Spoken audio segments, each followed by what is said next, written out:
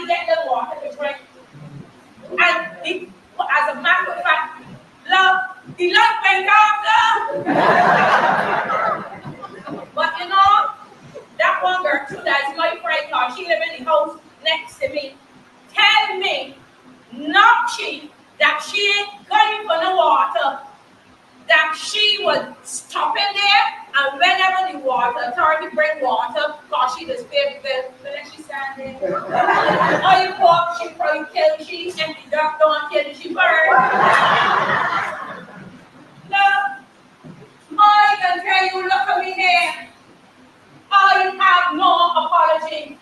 I am not sorry that I born when I born. No, I'm glad to know that I born in the days of the standpoint.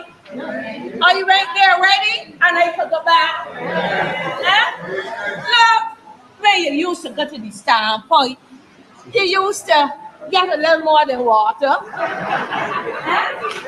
You used to get a little bit of gossip. You used to get to know who had who. And who, you know, you used to start to see business socially. You know what I mean? Look. And when you done, it was more information than you needed. If you understand what I mean. But you used to find out if he is your brother or not. You used to find out who your family history. And you go to this standpoint. You know, I ain't ashamed to tell you, many might be there a good fella. Walk suddenly and help me carry on my walk. And give me a little sweet talk too. Well, after all, what they had a boy.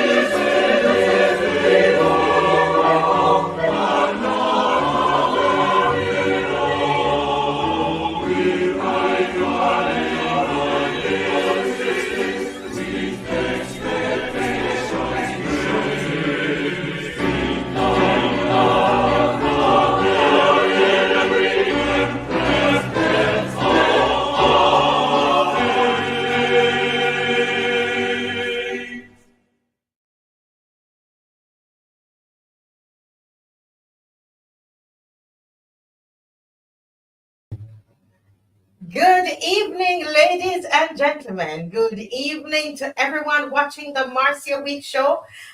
Tonight we are super excited to be with you, and I could feel that you were standing at attention as we played the national anthem, and we were with one voice. With one voice, we were sending up that clarion call, right? That's our music. That's our song. That is what binds us, and we are making history, Barbados. We are making history. We don't feel safe. That's our protest march that is coming up this June 14th, this Saturday, 10 a.m. This June what? This Saturday, 10 a.m. So welcome to everybody who's joining us on the Marcia Week Show. This is a joy to be with you tonight, folks. We are excited to be with you. Listen, folks, we are making it clear that when we lose our fear, we are reminding Barbados, and we're reminding ourselves, Judy Jilks, when we lose our fear, they lose their power. And that is what is happening. We are not afraid. Are you afraid, Judy? You are not afraid. We are going out, and we're seeing more and more people are speaking up. Bajan boy, we're going to go through some of that tonight. Look at those who are speaking up. Queen D, Teroni Hall, good evening. Joy and Faith, good evening. Jefferson Robinson, good evening. Aaron Hunt, good evening. Owen Hines and Marva Hunt, Diana Husbands. We are not afraid. And if you're not afraid tonight, I'm going to ask you to do me a favor. If you're not afraid tonight, I want you to do me a favor. I want you to like and share. Take a moment to like and share. If you're not afraid, if you say, listen, I believe that when we lose our fear, they are going to lose their power. I want you to take a moment and to like and share. Matthew Brown, good evening. Dalton Spencer, Flojo Maloney, Angela Burke, Sherry Berry, Sir Alfred Benjamin. How was your day today? I am hoping that you had a fantastic day, that you got some rest. I got some rest, Sir Alfred. Lori Bob, did you get some rest? Michael Jilks, how are you doing today? Marcia Miller, hey Marcy. Cami, we chatted today. Izzy, hi. Jerome Phillip, oh my goodness, can you guys hear me?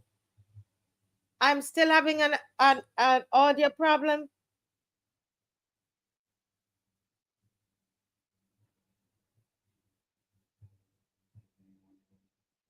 Oh, there's still a problem with the sound. Okay, tell me if there's any problem with the sound, guys.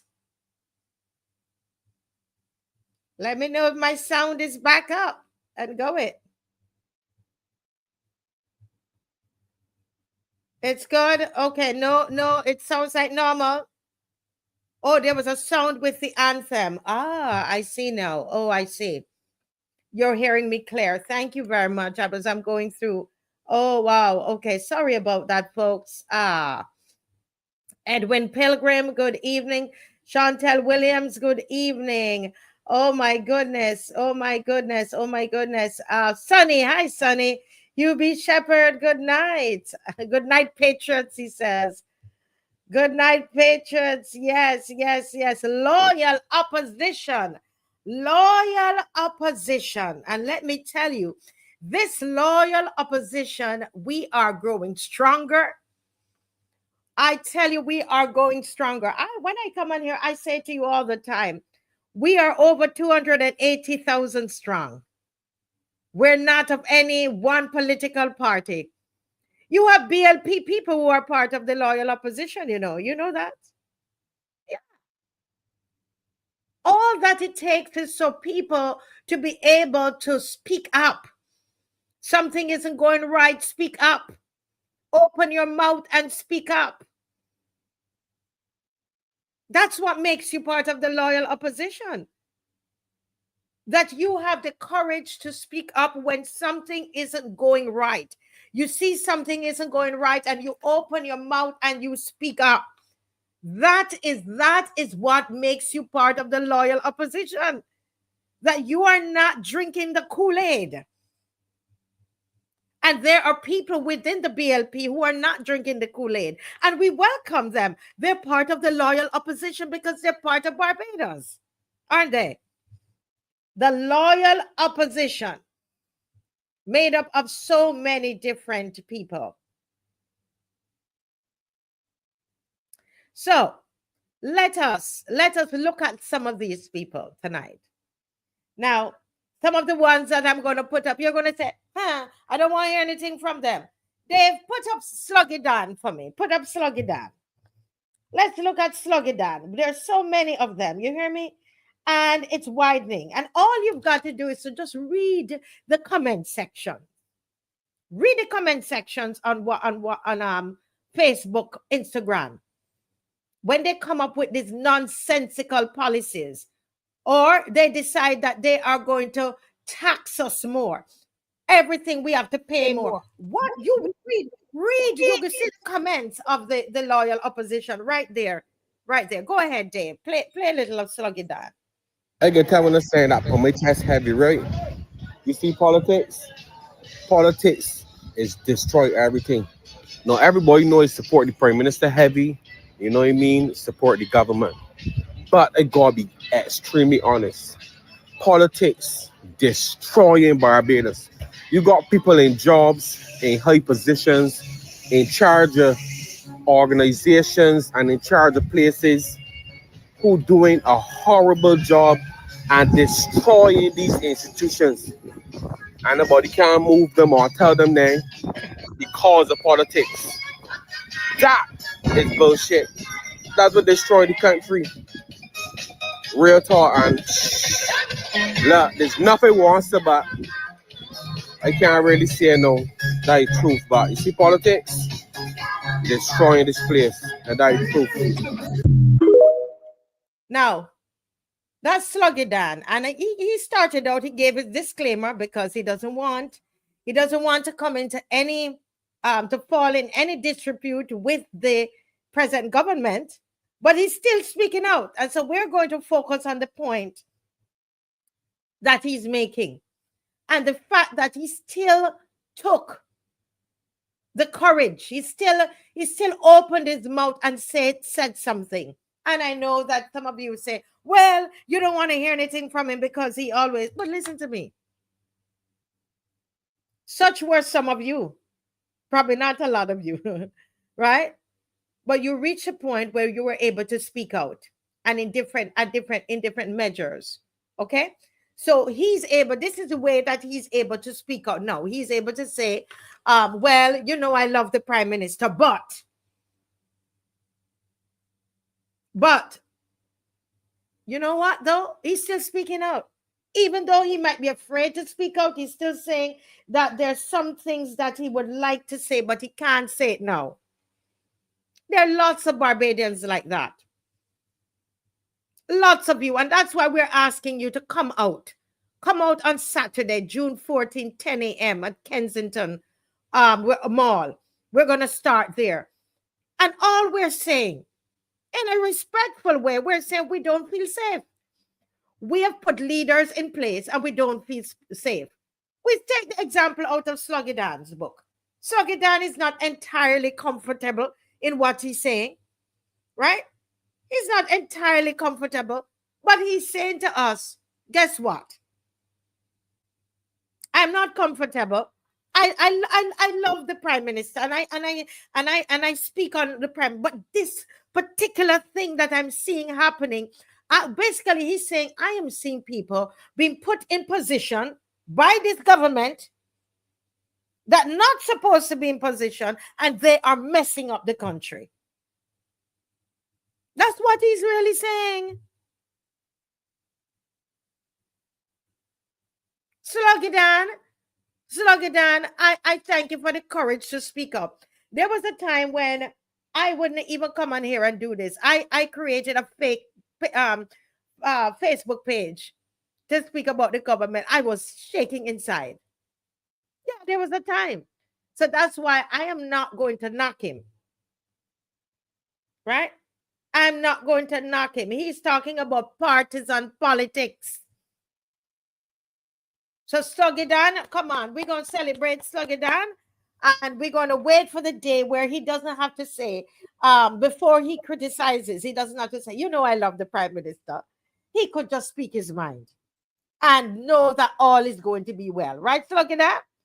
Sluggy Dan, I hope there comes a time where you don't have to put a disclaimer on what you have to say. And I hope, Sluggy Dan, you can join us on Saturday. Join us on Saturday. This event has been put on by the loyal opposition. Join us on Saturday. Dave, I think you have an ad there to play. This march is not for show or for partisan politics. It's not only about tints. This march is about the fear we live with daily and the real solutions we are still waiting for. We don't feel safe, and we won't stay quiet. Barbados, join us on Saturday, June 14th. 2025, 10 a.m., Kensington Oval to Independence Square. See you there.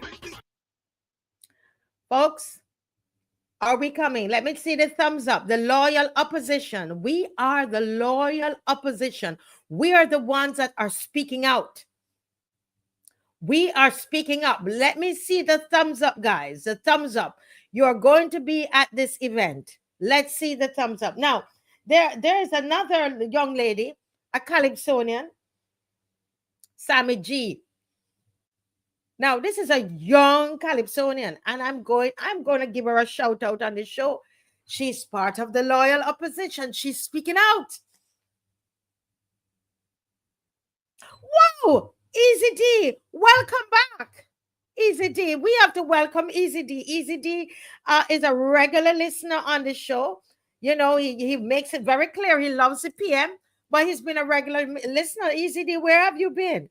We haven't seen you in ages. Good to see you. Good to see you. And he does speak out on issues that he's concerned about. Easy D does speak out on those issues as well. So that's why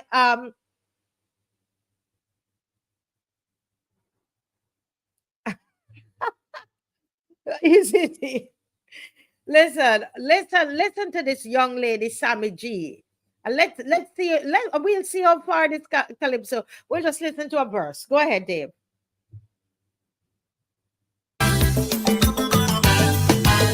I was so excited to get back on a plane and be reunited with my loved ones again.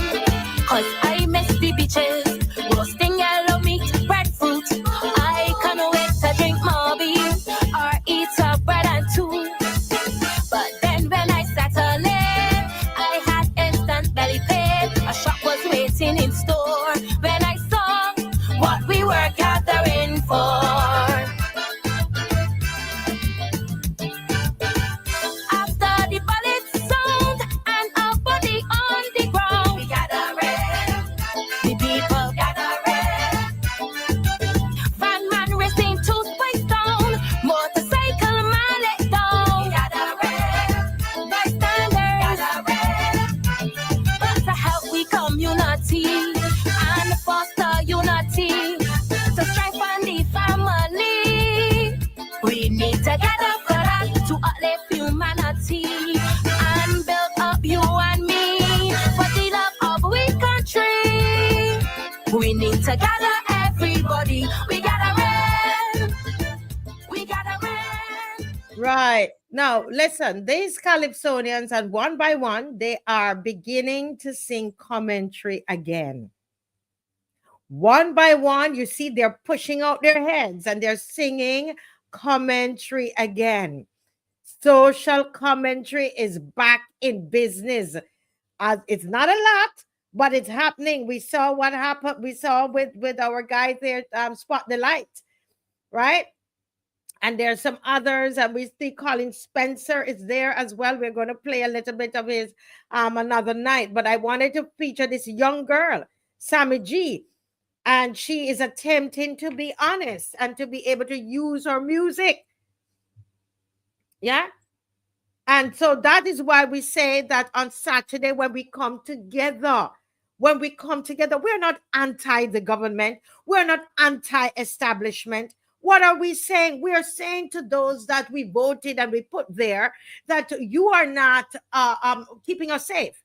We don't hear the policies. We don't hear what's the legislation. What are you doing? What are the actual laws that are in place for us? Our children aren't safe. What is it that you're actually doing?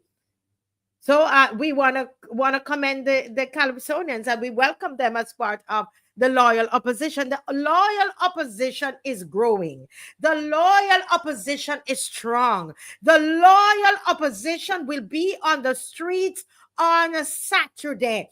The loyal opposition will hit the streets on Saturday without fear, without doubt. We will be full of courage, because when we were going to vote, we were sure that of what we were going to vote. When a lot of you went and you decided you were going to vote, you made up in your mind what you were going to do. It's just that we have been significantly let down. When we now have to consider to spend money to put up burglar bars. And we cannot hear a word, anything that makes sense from our government.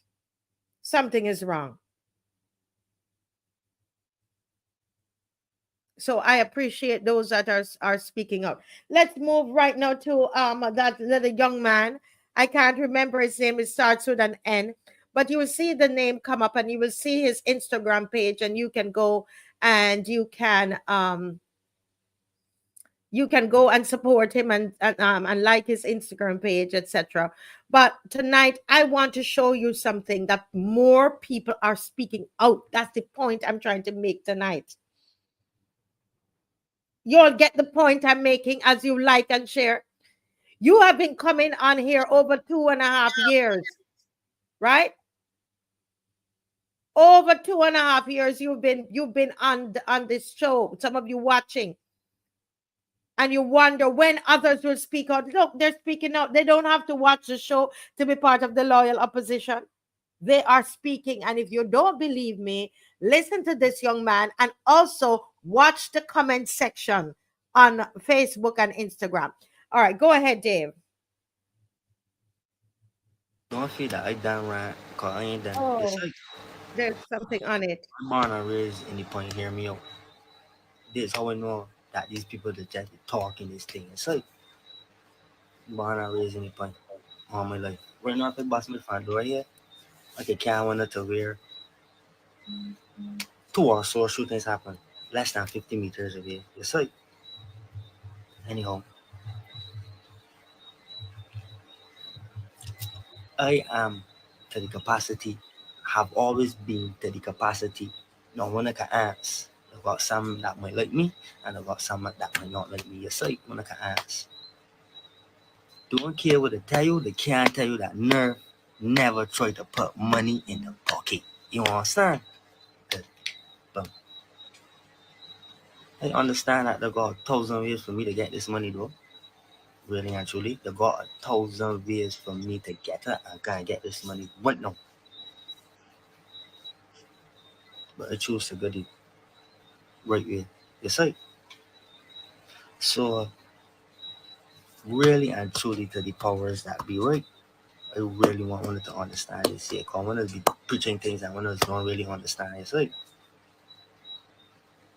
when it is take too long in Barbados to do things, number one.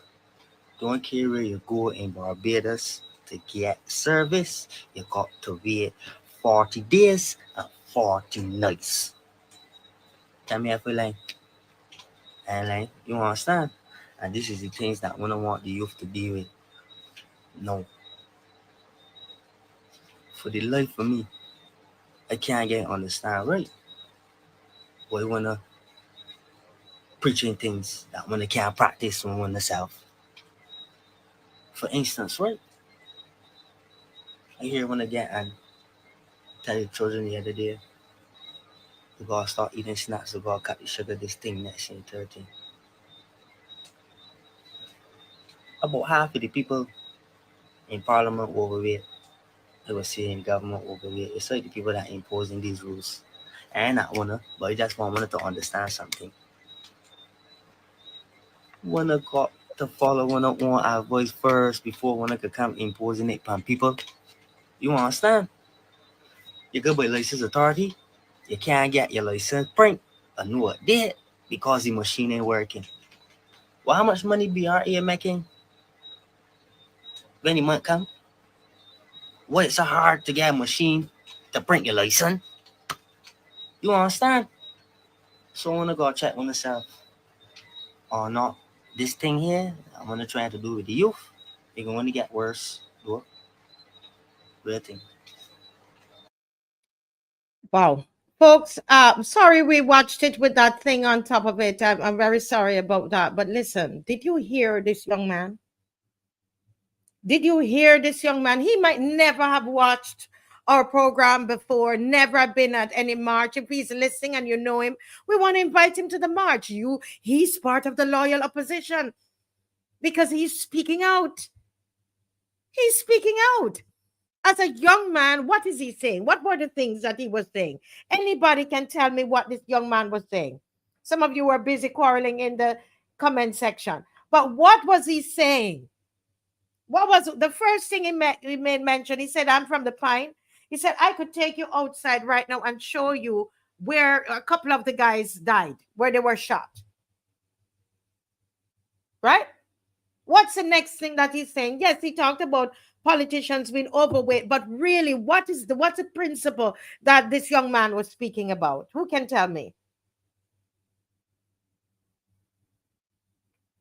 Anybody? Nobody can tell me. He is saying, yes, Mr. Lucky. Mr. Lucky, he's saying that Barbados need to get with the program and stop the long talking. He's saying you are talking, but you're not doing. He's saying you are talking and you're not doing. And if Dave could just look at the video and just type for me what the name of this young man, I would greatly appreciate it. He's emphasizing the inconsistent efforts of government. Isn't that what we're saying on the show? That's what we're saying on the show. So why they cursing us for it? Everything that young man is saying is what we are saying. And he made it, he made the point in his youthful manner. He said, listen, and it's not youthful. He is smart. He's looking at the inconsistencies. How are you going to now police what the children are eating? You're now saying they're going to be a tax on this, tax on sugar. They put a tax on sugar. They're going to put a tax on salt. They put a tax on snacks. All of these things, sweet snacks, salty snacks. And because they're saying to us that the reason they're doing that is so that we be healthy. But he looks as a young man and said, but these people are overweight. How did they get like this? That's the thing with young people, you know, you can't fool them, you know. Tennyson, he's saying there's a disconnect, Tennyson. Marcia Ince, you're right. Everybody, he's saying lead by example. With this Tint thing, are they leading by example? No, they're not. And these are some of the things the young people see. And he's telling you, if it is that you're really wanting us young people to change and stop the violence that we're seeing in this country, this young man is saying, listen, those of you in parliament, practice what you preach. Stop the long talk.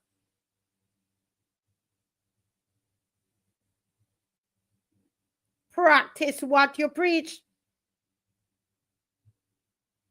Huh? You believe in a day like today, Sir Alfred, you're in Brooklyn. You believe that you could go to go to look to get your birth certificate, or you go to get your printed, you go to the motor vehicle to get your license, that you're required by law to get your license renewed. And you go there and they're telling you that the machine broke down, and that was going on for months.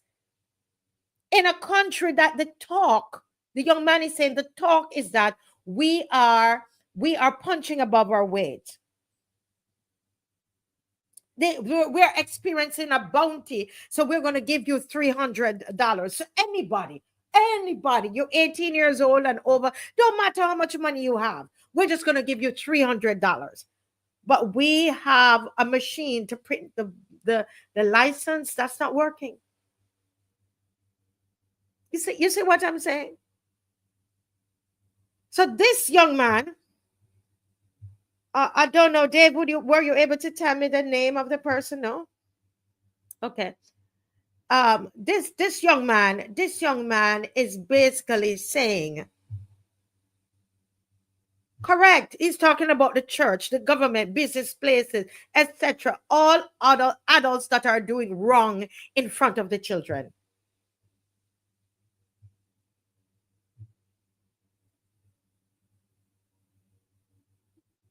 Look at the way they behave in Parliament. Look at the way they're behaving in Parliament. They want to call people names in Parliament, and they come outside and tell people not to call people names. Does that make sense? Who are you that you think you are above the law?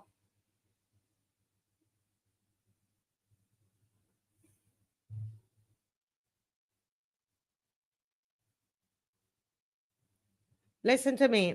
All you've got to do, there's something that's changing. And I suspect that is why they saw such a low turnout. I suspect that's why they saw such a low turnout. Something is changing. People are changing their attitude. If anybody knows the name of that young man that I've just put up on the screen, Dave, if you could just put up his face again on the screen and just let me know, because I want to call him by their name. Exactly. No machine for your driver's license, but they have machines for the new ID card. Right?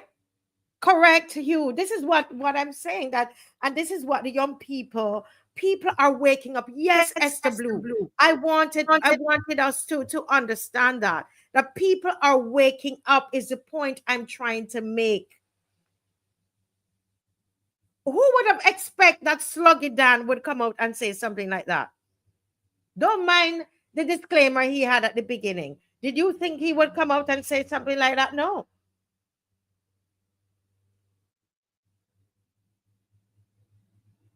Anybody knows the name of this young man on the screen?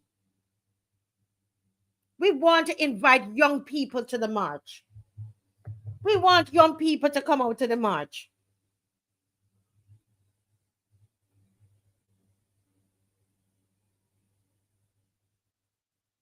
Right? Look at Eric Lewis. Look at Eric Lewis. He had two. Eric Lewis had two posts that he made complaining about the violence. And that's the thing about this thing. Why is it that you can't complain and you can't share your views and it not being seen that you hate people? Did you ever thought about that? Everybody and the mother and the children had something to say when the other party was in power. You remember that? Why is it that we can't criticize this government? Huh? Why we can't criticize the government? Eric Lewis came out and he had a post about what is happening. He said, listen, I don't want it. He said, don't tell me about what you're doing to any all of the high-rise building and all these things that you're putting up and all of this construction. He said, I don't want to hear about that because I'm afraid to go outside. These are people who support the government. So because I speak against the government means that I can't support the government?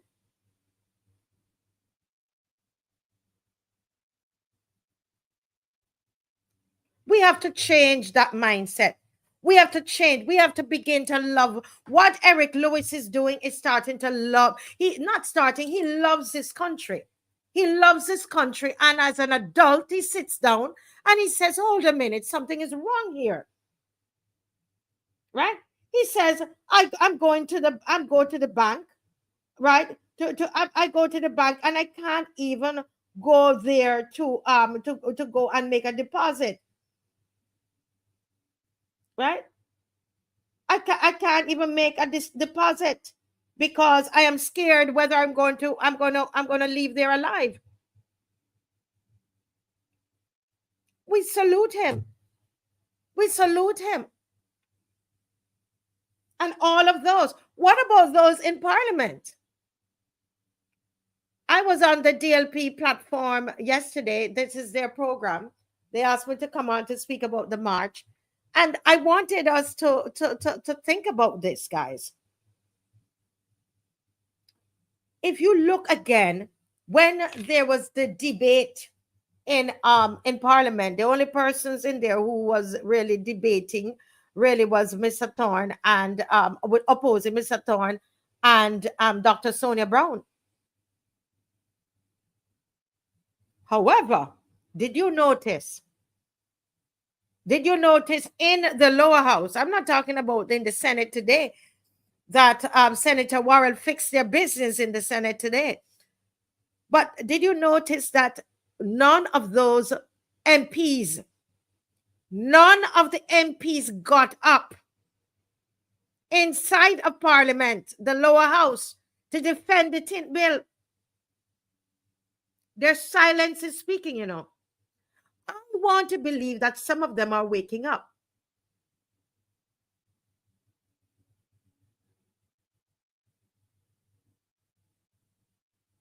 Look at Sonia Brown.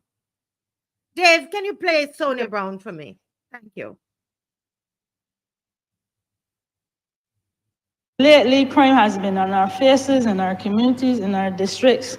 And I can't say that any of them were related to the absence or presence of tints on vehicles. Our criminals are so brazen now that they come out in broad daylight. You just need to check social media. Hold up cars, beat up elderly gentlemen, instances like that, young people being stabbed, the videos on social media. And I really cannot agree in all good conscience that the legislation, the amendments on the tint will actually prevent any of those crimes. And that is one of the issues I have here.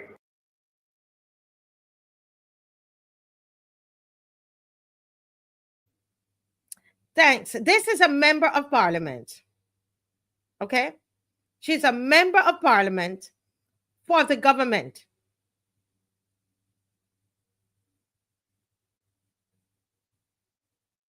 And she's hearing of a legislation being presented. She's a backbencher. Legislation is being presented that she knows doesn't make any sense. It doesn't make any sense, but she stands up and she speaks about it. And I want to challenge the other 27 that's there. Why? If you know in your heart of heart this is nonsense, why couldn't you stand up? Why is it that we believe that if we disagree with something, it means that we hate people? What about us that is causing us to believe that if we are to disagree, if we choose to disagree with something is happening? I mean, all of them there, they have constituents. Somebody voted for them to be there. This is what all we're advocating for, you know. It's not anarchy. It's not to destabilize a country. All we're saying is this. Be free to open your mouth and to speak out. And that's what we are asking you to do on Saturday, June the 14th, 10 a.m. Be bold enough to stand up and say, this doesn't make sense. I don't have to belong to another party to say, I can be a BLP, but I don't agree. What is wrong with that? I can say I am a BLP, but I don't agree with what you're doing. There's nothing wrong with that.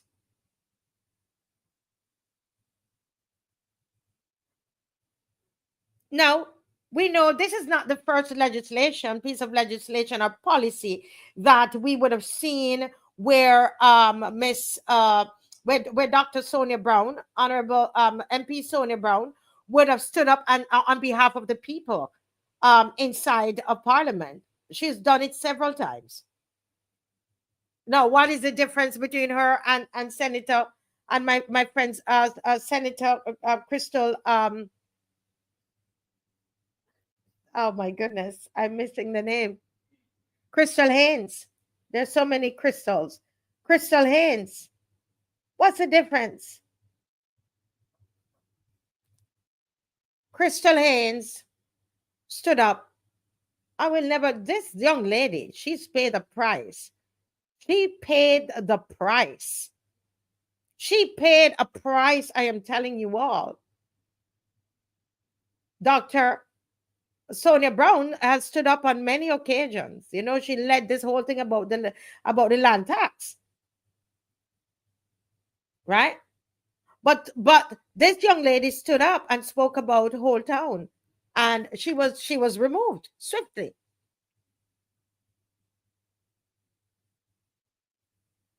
And some people look at her and they said, well, you see what happened to her? I don't want that to happen to me. Now, the only reason they have Sonia Brown still there, you know, is because she was elected. She was elected. We'll wait and see what they tried to do election coming up. The mayhem that they're going to create in order to do what they want to do. Let's wait and see. They probably plan to do something during that time for elections. But I hope that the people down there in St. Philip North might think differently. But this young lady on the screen, she lost her position as a senator for speaking up.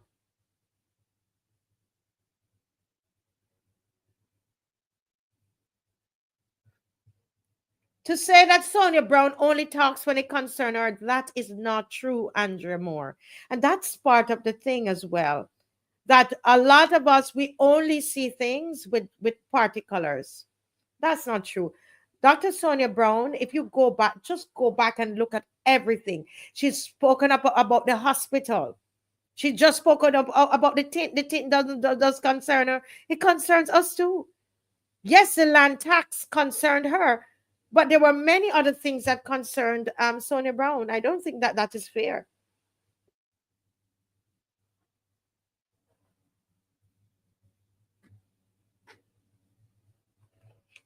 Yeah.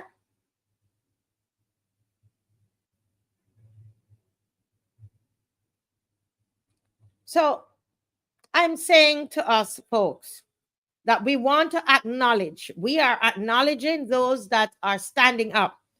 And we say to them, you're part of the loyal opposition. You don't have to be, you can be a BLP and be part of the loyal opposition. You're speaking up.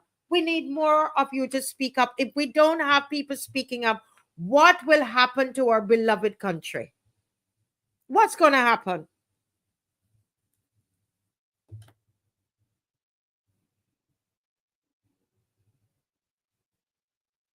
She spoke for the people. They shut her up.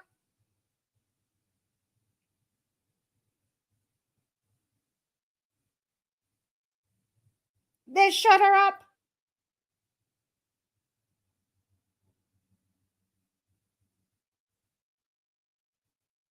Now,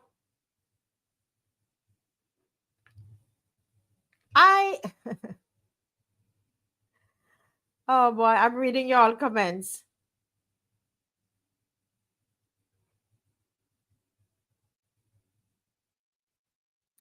We have done several shows. To those of you who are asking, what is our answer to the crime? We have done many, many shows listing many, many, many, many ideas.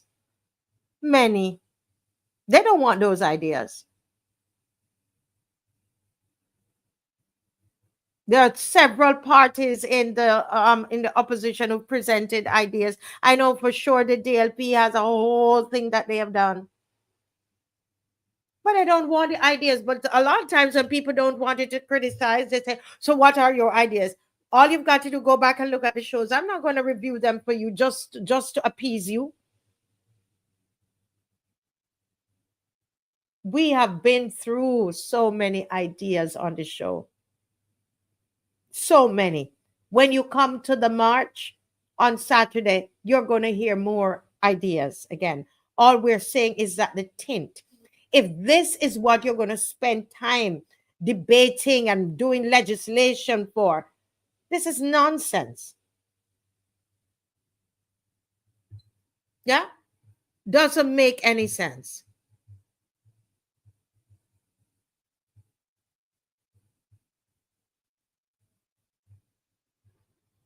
The peaceful protest will begin at 10 a.m. at Kensington Mall and proceed through the streets of Bridgetown, ending at Independence Square, where organizers and the community voices that we're going to deliver strong calls for urgent, effective crime-fighting policies. We are tired of feeling unsafe in our homes, in our communities, and on our streets. We are demanding real solutions, stronger laws against violent crime, rehabilitation programs for our youth, increased community policing, and a serious national strategy that puts people over politics. They're just a few. That's in our press release that we sent out. For those of you who are saying, oh, they're only criticizing, but then no, we've talked on this program, rehabilitation programs. We've talked about it on here for our youth. We've asked for stronger laws against violent crime. Now, let me say that there are some people who believe that, and some people rightfully so, they're concerned. They say, but you are asking for stronger laws against violent crimes. What does that mean? Does that mean that if you call for stronger laws, then the government is going to put stronger laws on us, the people who are not committing the crimes? That's not what we're asking for. The truth is, there are even laws on the books that they're not following.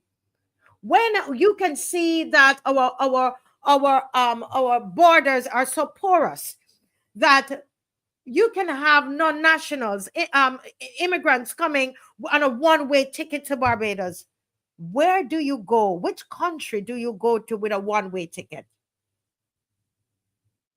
I didn't say this. These are people that are working in conjunction with the government. Kimar Safri, which everybody knows, works in conjunction with the government because people saw him campaigning in a particular constituency there in St. Michael. But he came out and he said that there are people in Barbados that are here, immigrants that are here in Barbados without a ticket to go back home. There's so many homeless immigrants that are here. We have a porous border. When you're going to have containers coming in, imports, and only certain numbers of them are checked at the port. What is that?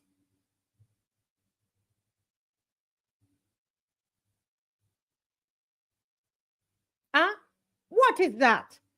When you are going to have the port, think about it, guys. These are basic things that need to be fixed. I don't know if Dave could find that with Kimar Safri telling us, and again, he is somebody who is for the government, but he's just telling the truth. This government is mashing up this country.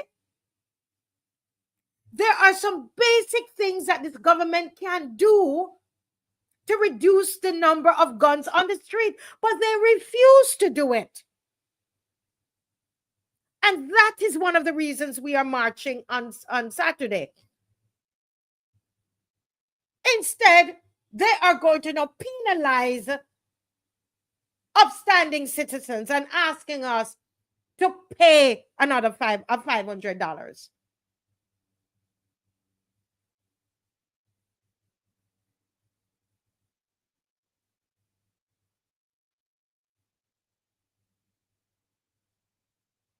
So one has to wonder, Angel Humble, is this for the voters list? So, because we see this happen in other places, government. We see this happen in other places where they are padding the voters list. The voters list in Dominica, as we heard from the people in Dominica, was greater than the entire population.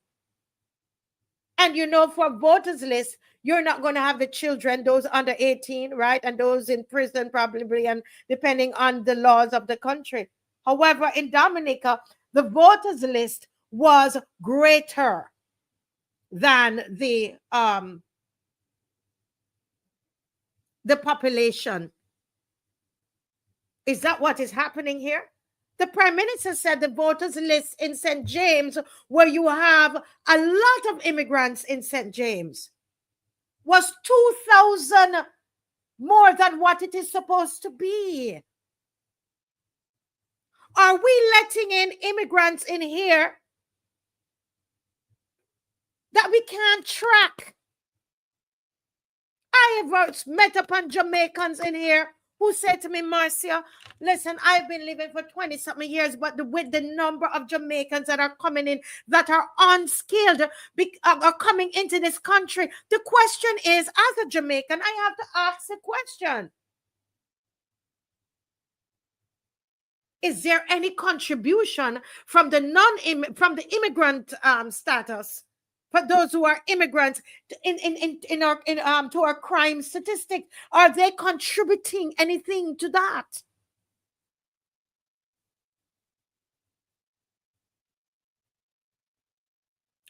Ask the government, why did they slacken the process? When those are coming in from various Caribbean islands, why did they slacken the whole process? The time. They have significantly reduced the time to verify the professional certificates of those that are part of the regional skills program. The program where if you're skilled, then they will let you come in. It used to take months.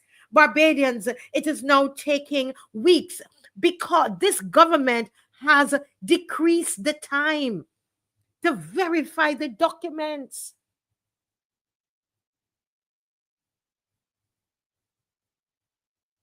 So when we are asking for them to look at our laws and look at what we're doing, what is the government doing that is making this country conducive to this kind of crime?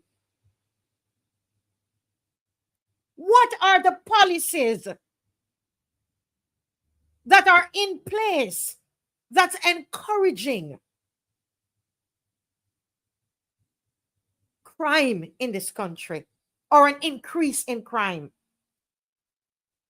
The big question is, why is this motley government so soft on crime that you are the piece of legislation that you are fighting for to fight crime is Tint? Do you understand what I'm saying? So when we go to march on Saturday, we are not asking for stronger laws, greater laws, so that we are going to the regular citizens, for us to be now, we can't leave our homes.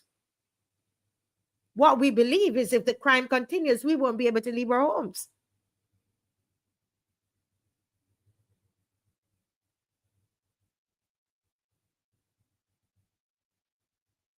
Yeah, I agree, Sirlene. So many unskilled workers. You can't tell me you are so skilled that you leave your country to come here to sell snow cone, and that is skilled.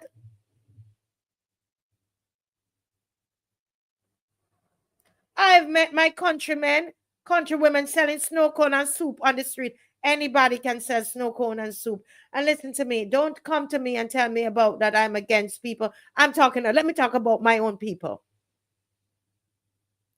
How did you get here to do that? There's something wrong is what we're saying.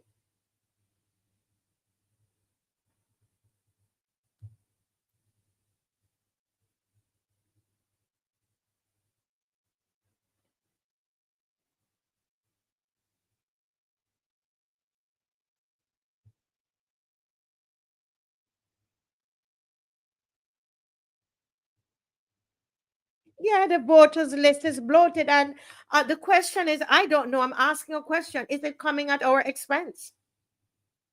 What's the impact of what Mr. Safri spoke about today?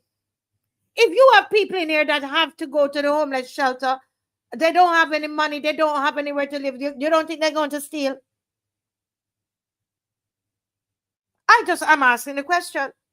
Let's have a discussion about it. Let's be real.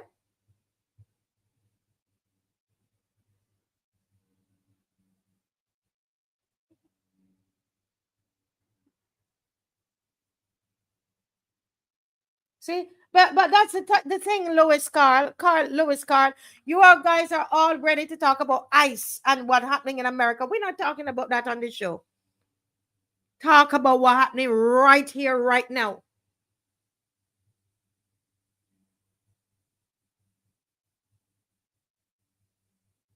These are all we've got to do. Go back and reverse the laws that you all went and changed government. And you know why you did it.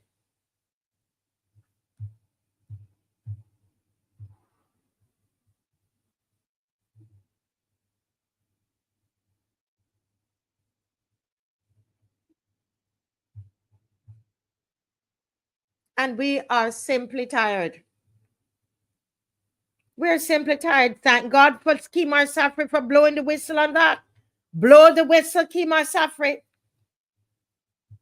Don't mind how much money they're giving you.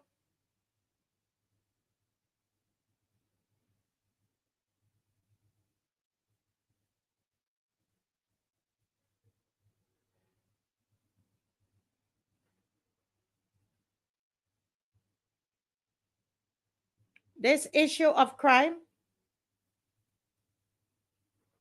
I cannot see anybody saying that they're happy with the state that Barbados is in right now. I can't.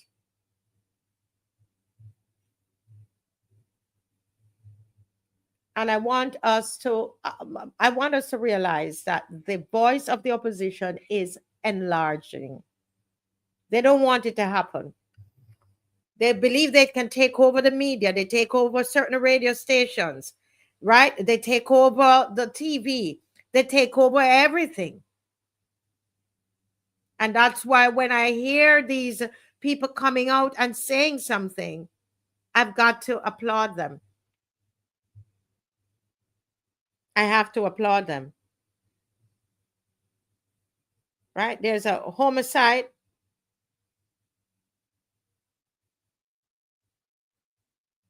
It's the number 20. What's its number? Is it number 22 now? Is this 22? Can anybody tell me this is 22? 22. Right on Rihanna Drive. Look at that. They beautify the drive. They make it beautiful. The tourists go there. All of that. And the last incident, someone was stabbed there on Rihanna Drive. 41-year-old Neil Oscar Lane.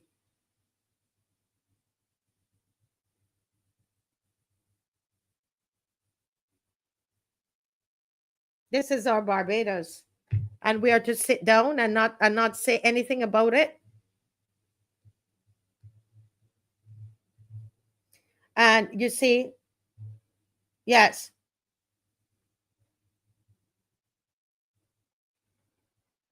Yeah. Well, guys, we're gonna, and I'm telling you, the more we take off the blinders,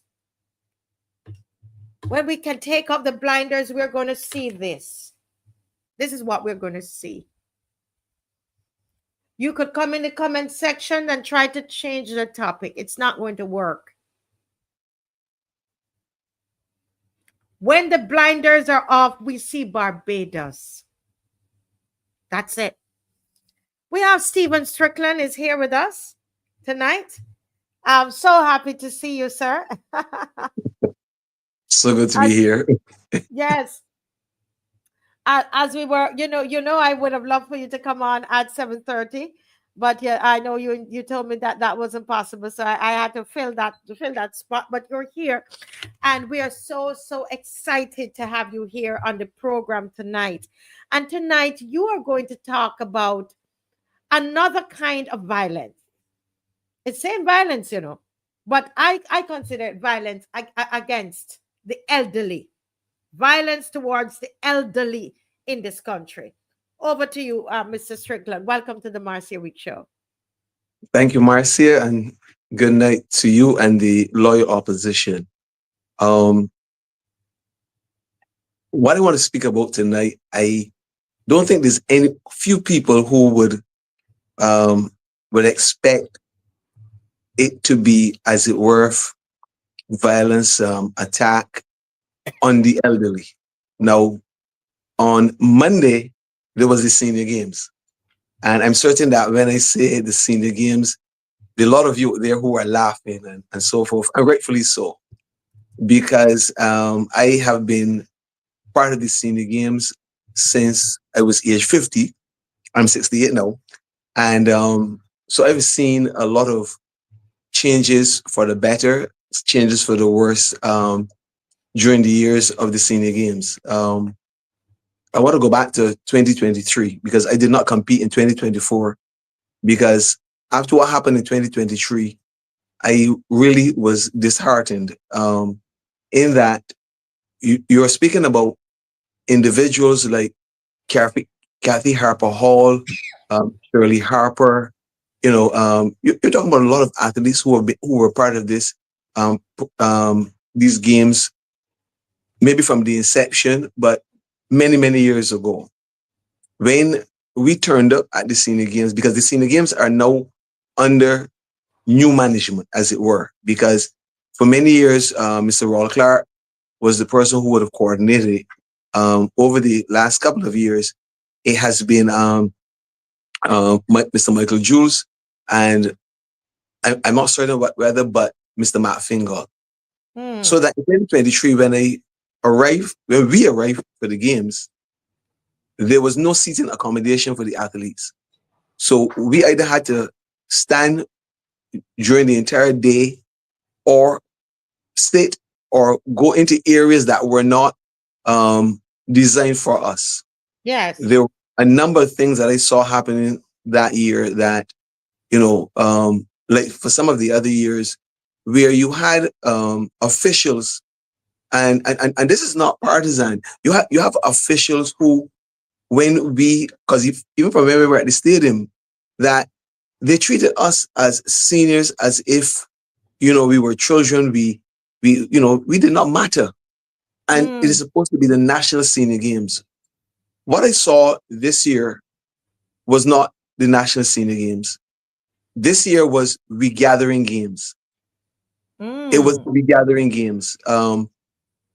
I have competed in the 1, 2, 15, and even 3,000 in previous years. I have competed in the 1,500 every year that I have attended through all of those years. So it's a case where we as seniors, we train. Some people train all year round. And therefore, they see this, Mr. Victor Young, I would hope that tonight he will call in because, he was there on Monday, along with a great deal of senior athletes that were hurt, that were disappointed, but there were so many more that we are used to having did not attend this year. In spite of what the minister and others would have said about the crowd, it was a dismal disappointment. It was a dismal disappointment. You want what I'm saying?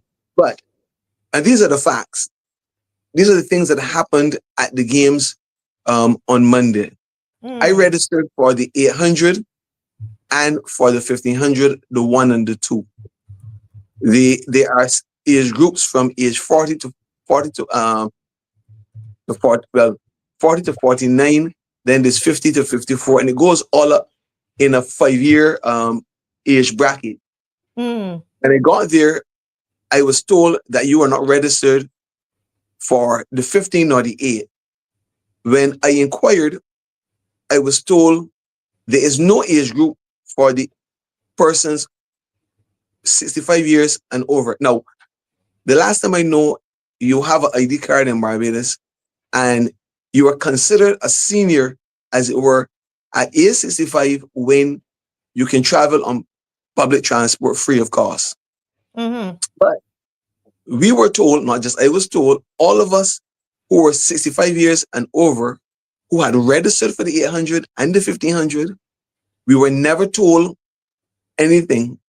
At that moment, we were told there is not an age category for you.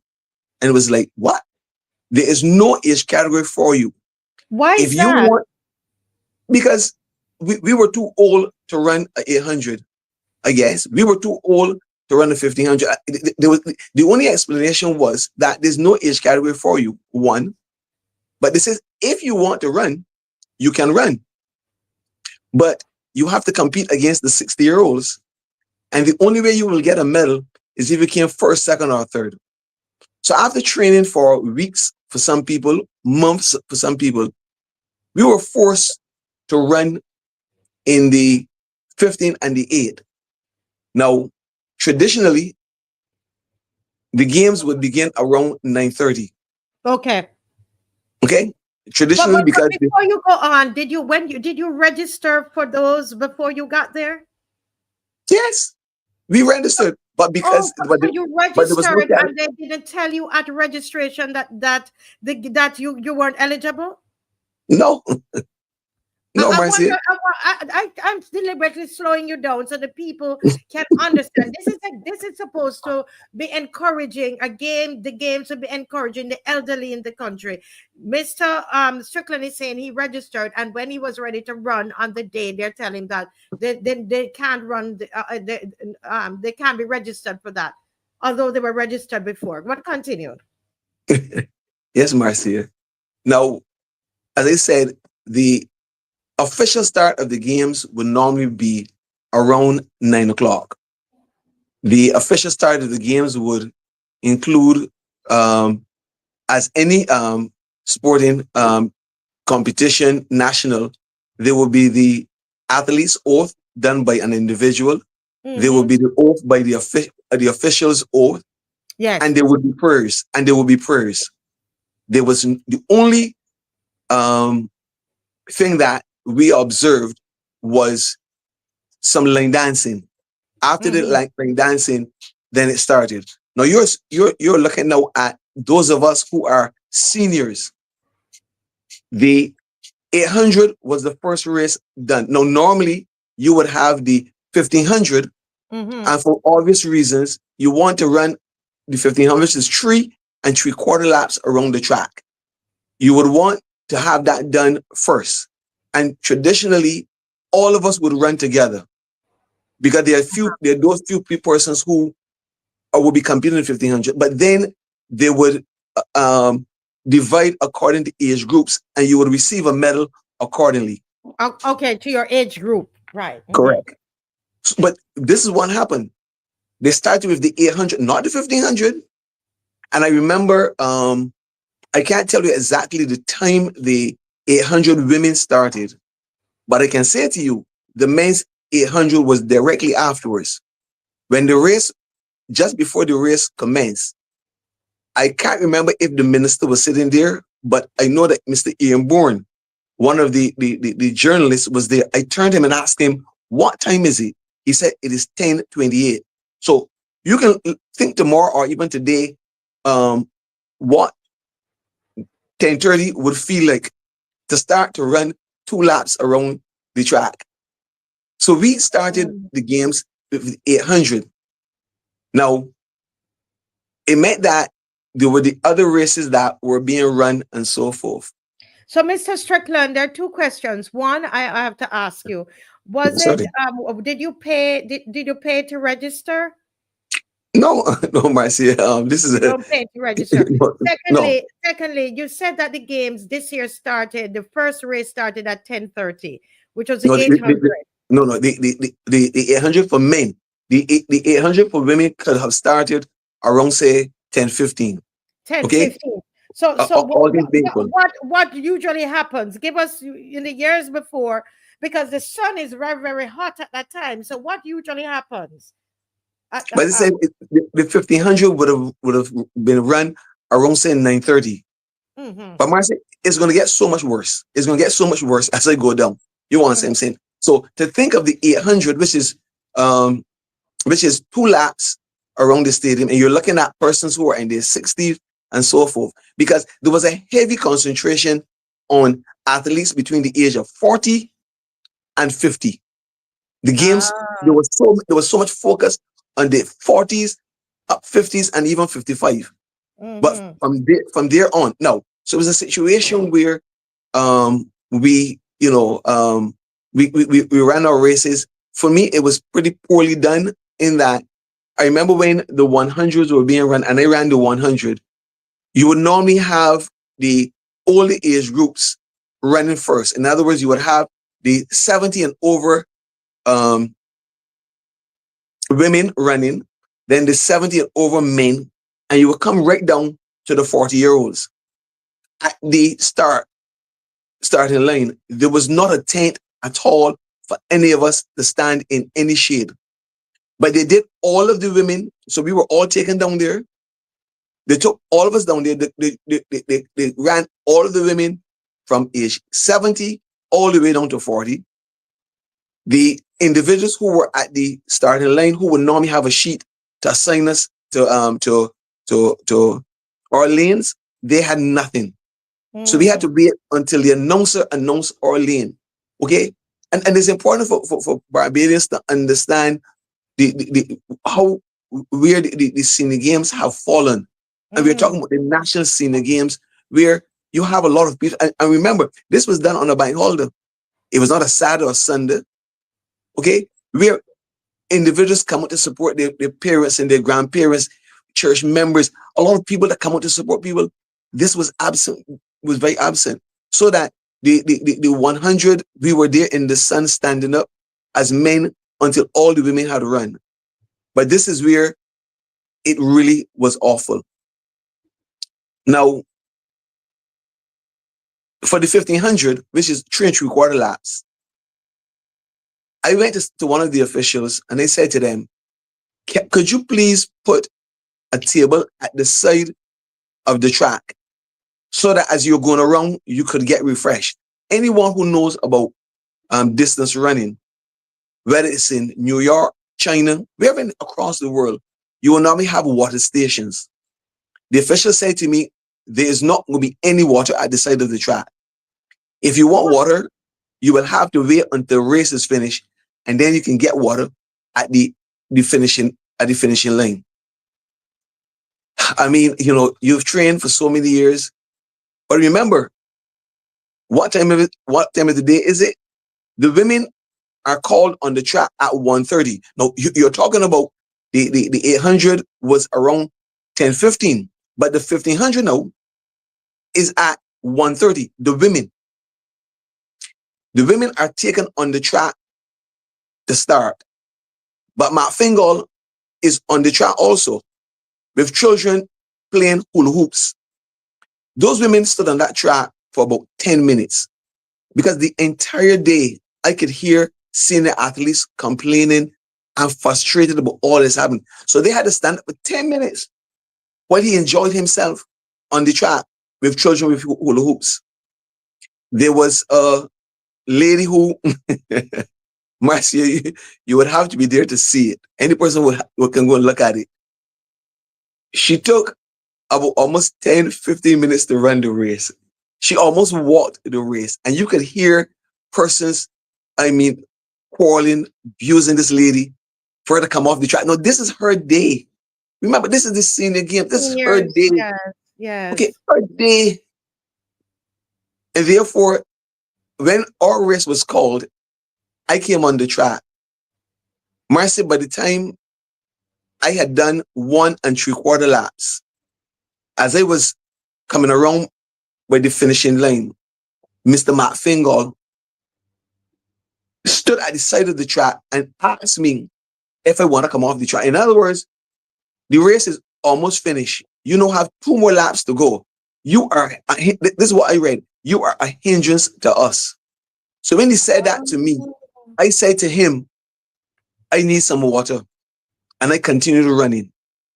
As I went around, there were spectators who were shouting at me, saying, you can do better than that. So I pointed and I asked them to come and join me. Marcia, when the race was finished, and I'm not exaggerating, I went to at the side of the track where a young man was there with a cooler with water and power aids in that cooler. And I asked him for a bottle. And all he said was no. I said to him, sir, can I have a bottle of water? I was given instructions. So you can imagine after running 3 3/4 laps, and this was now minutes to 2 o'clock. No, sorry, after 2 o'clock, because our race would have started about 2 o'clock. And we are talking about, with the ministers got up and spoke about violence against the elderly. You are Minister of People Empowerment and Elder Affairs. What was dished out to us as seniors on Monday was an attack by the government of Barbados on us as seniors. And I believe that we, the seniors that were there, we are owed an apology. I have done a post which I'm going to send to the minister. I sent it to you already, and I told you not to send it to anyone. But I'm going to send it to the minister because I want the minister to have an opportunity to know the feelings of us as seniors at the National Senior Games. Now, you have a situation, Marcia, also where they tried something for years, and Barbadians would have heard it being advertised that they're dealing with parishes. Because remember, we are regathering. So they were dealing with parishes, and that they were looking to have relays. It was tried in the past, and it never materialized. One of the reasons why there was the poor attendance on Monday was because we have clubs in Barbados. We have clubs in Barbados, such as Wabisca Stars. It's a very, very old club. We have UAC,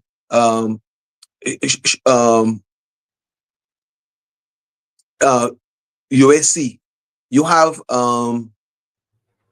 BAMSAT. You have Freedom Striders. These are clubs that come to the Senior Games every year in their uniforms. They bring along their supporters. The rivalry around among the athletes. This year, none of BAMSAT athletes were there in uniforms. And I dare say that there were many, many, many members of BAMSAT who did not attend. Why is that? Why do you think that is? Because, okay, if we come as a club, we compete and support each other. Why are you dividing us into parishes? Oh, I see. I'm competing against a member of my club for the sake of regathering, and therefore they did not. I didn't go last year, so I don't know if some did not go. One of my former teachers, Shirley Harper is like the pocket rocket. But into the power, she is fast. For whatever reason, Shirley was not there this year. I mean, there are a lot of persons, I tell you, that were members of BAMSAT did not come. And there were those that were there said point blank. You want to see what I'm saying? Because we were not allowed, we were not, as it were, allowed to compete in our uniform. We were not coming to the Senior Games. And this has existed for many years, that you had BAMSAT, you've had Freedom Striders, you've had USC, you've had with Biscuit, we've had all of these clubs as senior athletes competing, but we've now incorporated individuals who I don't know if they understand seniors. Yes, they understand fun, they understand athletics, but do they understand seniors? You would go to some of the officials who are like your grandchildren, and they're shouting at you. They're literally shouting at you. You want what I'm saying? God. Okay. So I mean, hold a minute. So hold a minute. So I wonder, are we hearing what Mr. Strickland is saying? He's saying basically the way that we see how the seniors are treated in society at their games where they're supposed to be celebrated, that same spirit where they are a bother. The elders are a bother. We don't want to see you. Hurry up and run the race. No water for you. They don't want you to ask. How the same spirit in which that young man beat up that elder on the ground, and we were all crying. It is that same spirit that they took to the senior games in preparing and planning and executing the senior games. That's what I'm hearing from you. Go ahead, Mr. Strickland. Because I felt I had to do this at this moment, today, Wednesday, right after the senior games. Because in 2023, we experienced a lot of what happened this year. And I told individuals I was going to write a letter to the ministry. And along the way, I didn't do it this year. Because I believe I have one of those persons who have stood up for individuals, who have represented individuals, who've supported individuals for many, many years while working. And therefore, it's a passion that I've been involved with athletics from the time from in my 20s, not in competing to some extent, but supporting a primary school, St. Swithin's Primary School, which is defunct now for almost over 30 years. So I've been involved. I have been at Ignatius Bio Primary School sports for the last over 30 years, and I don't have any children there any longer. So I'm at sports meets every year at Ignatius Bio, assisting them with their sports day. So it's not that I don't understand how sports are organized. I don't understand what it is. I'm fully aware. You want to say I'm saying? And therefore, you seek to just to say something. I mean, suggest. And the kind of responses that you get from them, it is really unfortunate. Really, really unfortunate. I ask myself sometimes, are you speaking to your grandmother? Do you speak to your mother or your father in that manner? You want to say I'm saying? And therefore, at this time, when we are seeing the kind of attacks on seniors, you want to say I'm saying? This is the government of Barbados who were, I believe, had to be explicit in this. They had to know, okay, that we who register for a race, you want to say I'm saying, and you decided that there was going to be no category for us. You had to know that, okay? We submitted our telephone numbers, we submitted our email addresses, no correspondence to tell us. So as we got there were those men I know who would compete in the 1500 and in the 800, and then you start the 800 at 8:15 or so, and then the 1500 at 1:30 in the blistering heat, and then you try and tell us you can't get a bottle of water here. You need to go over on the tank and go to the time when you have to go up to the tank where there was a 50-gallon drum, Marcia. There was no water being offered to us after we finished at all. We had to either bring our own. We would have had to bring our own water, but there was a 50-gallon drum with a standpipe cork on it. I'm not exaggerating, Marcia. So you had to go to that tank. I did not see anyone go to that tank for the whole day. We were given one banana, one mandarin, and I think a granola bar. There were so many things that were offered to the seniors. I mean, we are the ones who have to build this country. And now in our golden years, money is voted for the senior games. Yes, money is voted for the senior games. Okay? I don't know where they spent, but I'm certain that there are those who people say how much money is being voted for the senior games. Okay? We were in parishes, Marcia, You can imagine that through the years, I have a number of Senior Games t-shirts. A number of Senior Games t-shirts. This year, you said you are competing in parishes, and there were no t-shirts that were offered to us. So you can say, well, this person is from St. Lucie, this person is from St. James. So if we can have a relay, I can go and speak to the person that I see in a St. Lucie t-shirt or a St. James t-shirt, and we can organize ourselves in the relay team. There were no t-shirts offered. This is what the Senior Games has come down to. And any person who's listening, I would hope that they would confirm or deny what I said. And I think the time has come where we, the seniors, have a say in what happens at the Senior Games. Traditionally, again, Marcia, you would have a meeting before the Senior Games. So they would share with us any developments and so forth. We will be given our numbers before the Senior Games. You have to wait to get there in the morning to get your numbers. Is that what is happening? This is ridiculous.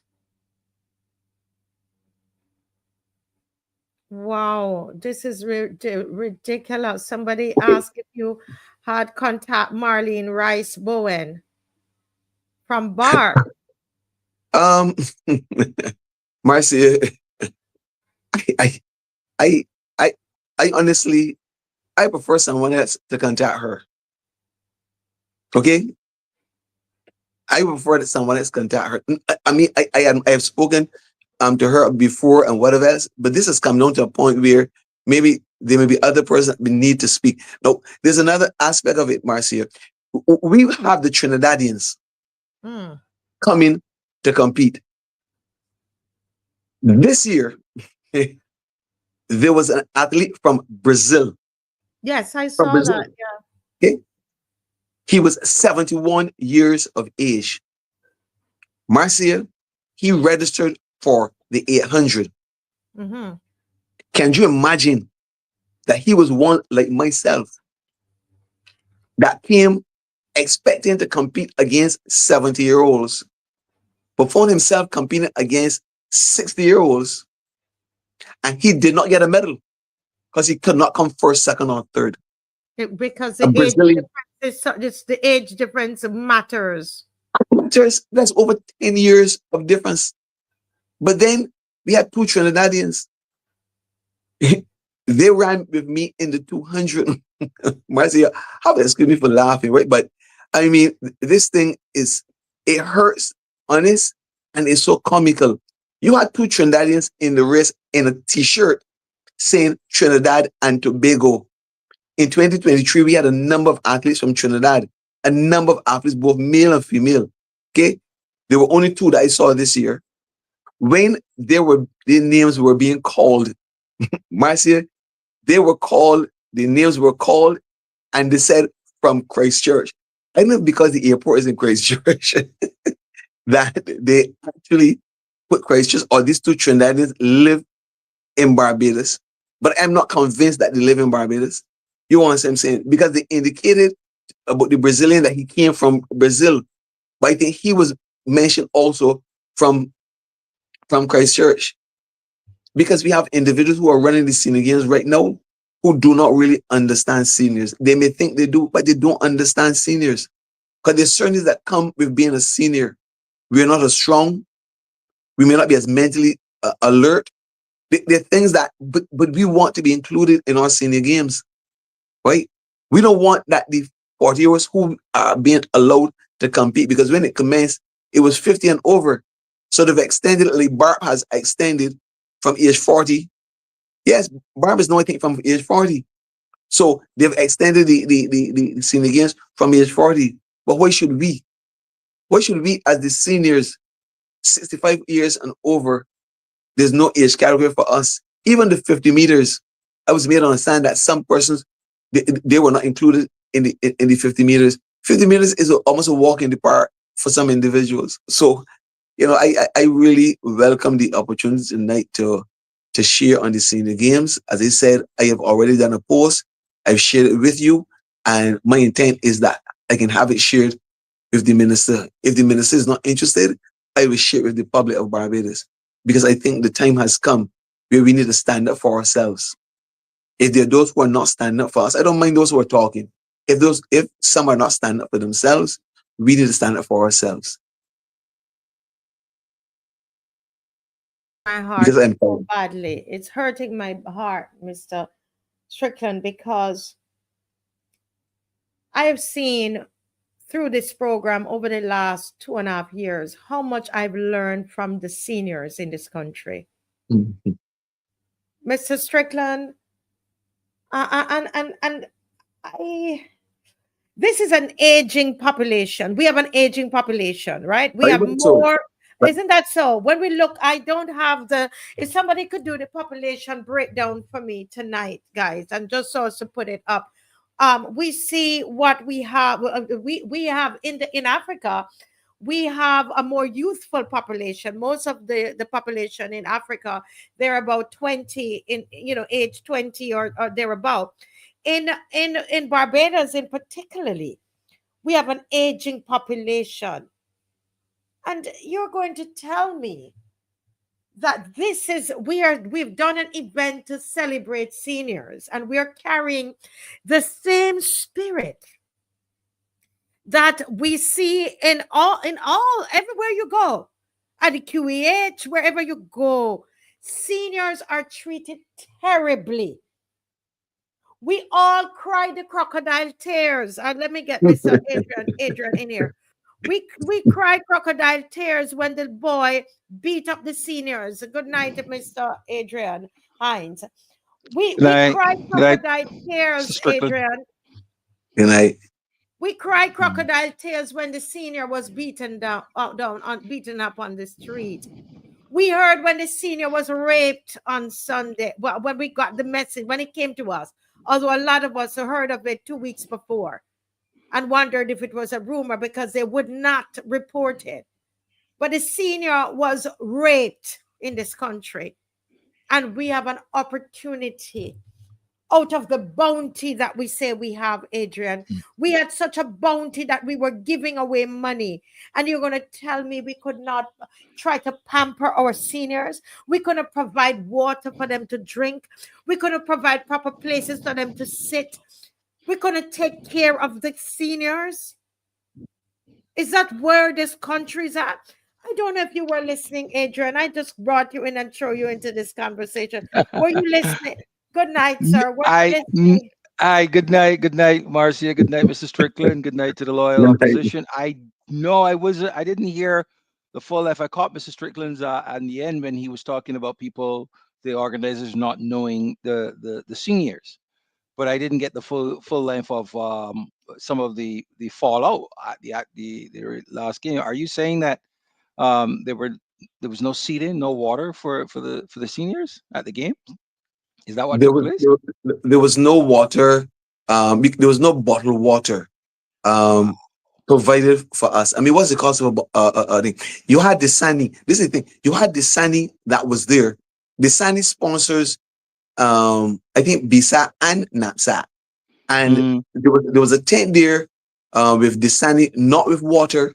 And I'm certain that if the Sani was approached, whoever else, and they would have provided water for the seniors. Okay, but Marcia, oh my God. There was a report that came out just recently that Barbados has the second largest number of centenarians in the world. Yeah, there was a lady that I think she competed in the 50 meters. She was 90 years of age. She was there on Monday. You want to see what I'm saying? So, I mean, this thing just is a bit unfortunate. And I think that if we're going to have persons coming back to the senior games to participate, there must be a concerted effort, maybe to change or those that are organizing it, or include the seniors, giving them a voice. Because it doesn't make sense calling us and then none of our ideas are taken. But you have representatives from clubs. You want to say, I'm not in a club, but I'm saying that there are those of us who, have a meaningful contribution that we can offer once given an opportunity.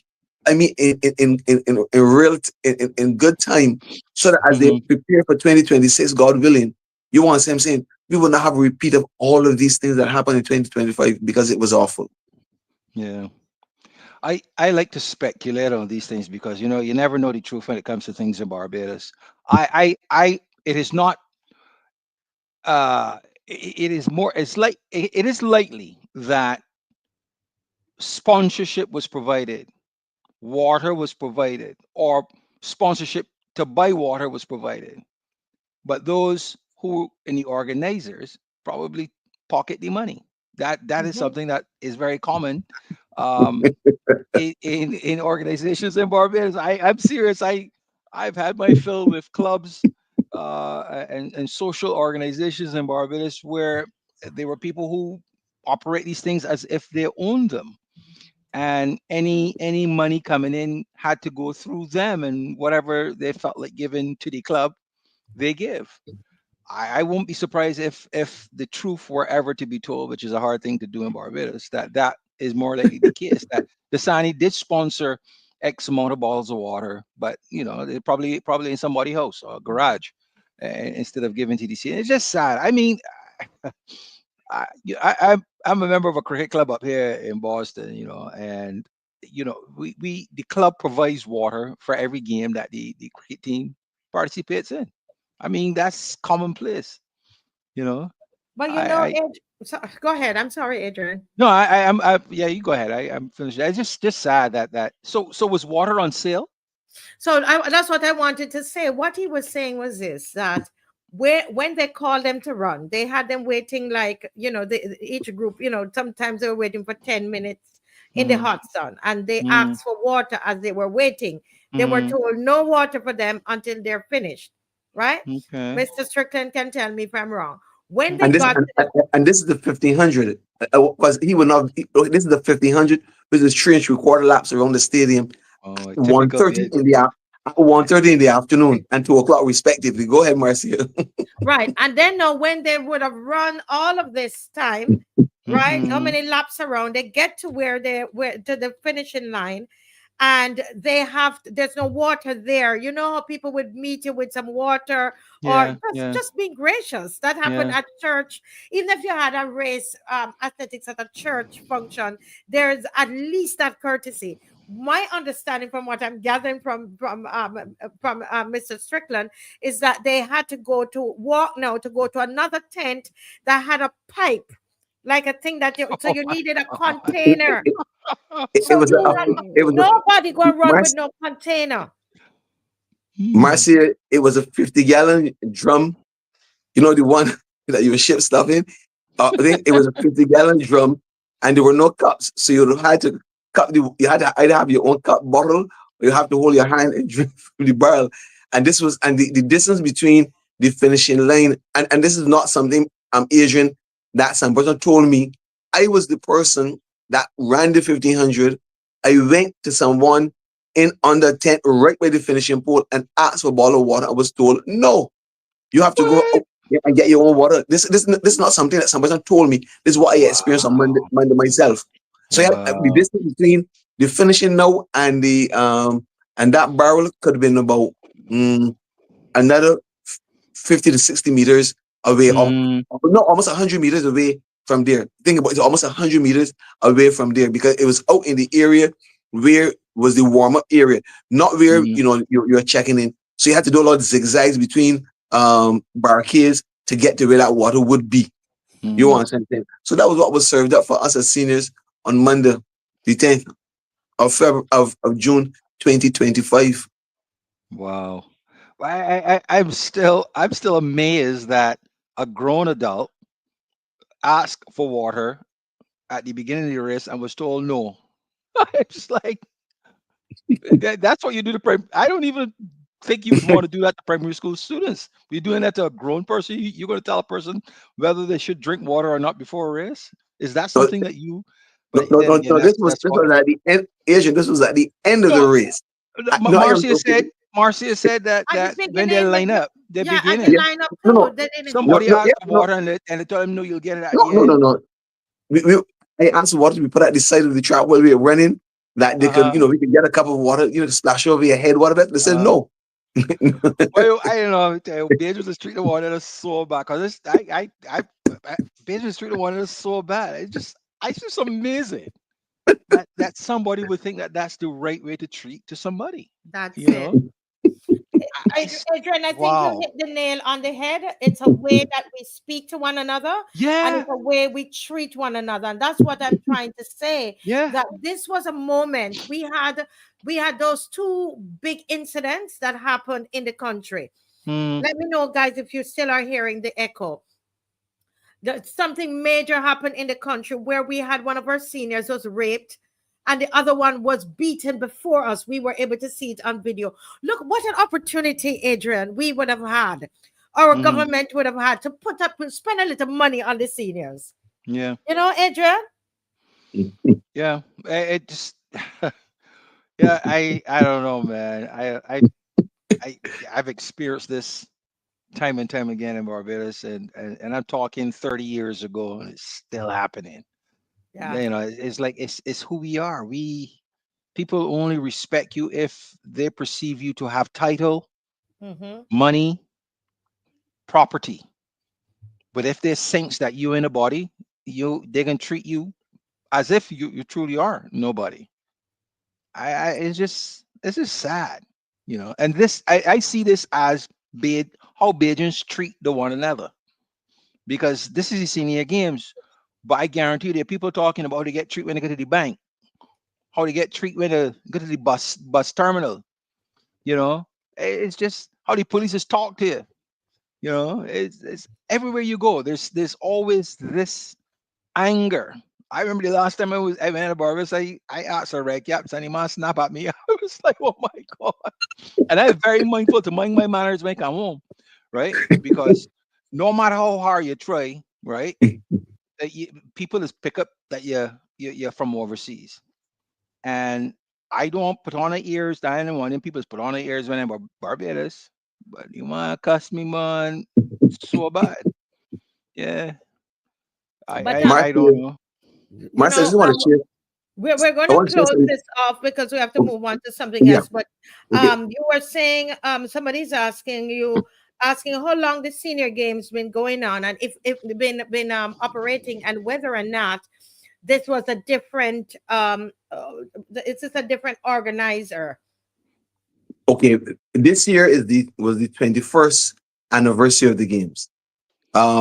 We talk about age 21. That you have arrived at age 21. This was the 21st anniversary of the games. It would have Mm, started with Hamilton Lashley and others.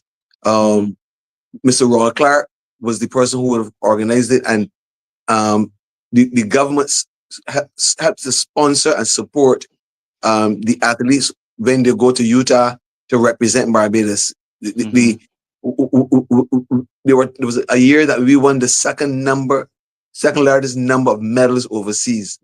mm-hmm, Ah. Anyone can correct me if I'm wrong, but from the time this government took over, they ceased supporting the senior athletes. They ceased supporting the senior athletes. Mr. Roy Clark has been replaced by Mr. Michael Jules and others. So these are the facts. In 2023, and this is what I want to share before I finish.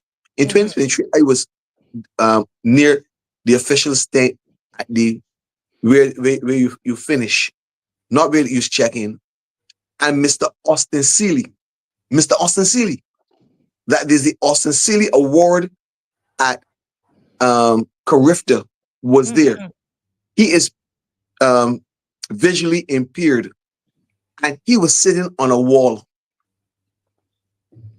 I would have thought that he would have been given a place of honor in the Yes. tank among the dignitaries and whatever else. You're speaking of some person who had to conceptualize the Carifta Games. And as a Barbadian, that's why I was so angry last year. And I mm. felt I should have written something. Okay. And that's what I saw in 2023. So I did not compete in 2024 because I really was not, too excited about 2024. So I said, no, something, maybe things have changed for 2025. And I went back. But so Asian, we're going to invite you down to Uh, compete. To do it? I ain't got time. I gotta tell you this, man. I know, I know, I'll come Adrian. and So, watch. so Marcia, I'll come and thank you watch. for thank you for having me.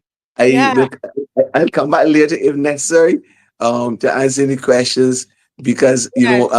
tonight would have been national insurance, but this I felt was as important as national insurance for the benefit of Barbadians at a time that now also. Okay, so Yes. good night Thank. to you, and we will connect a bit later.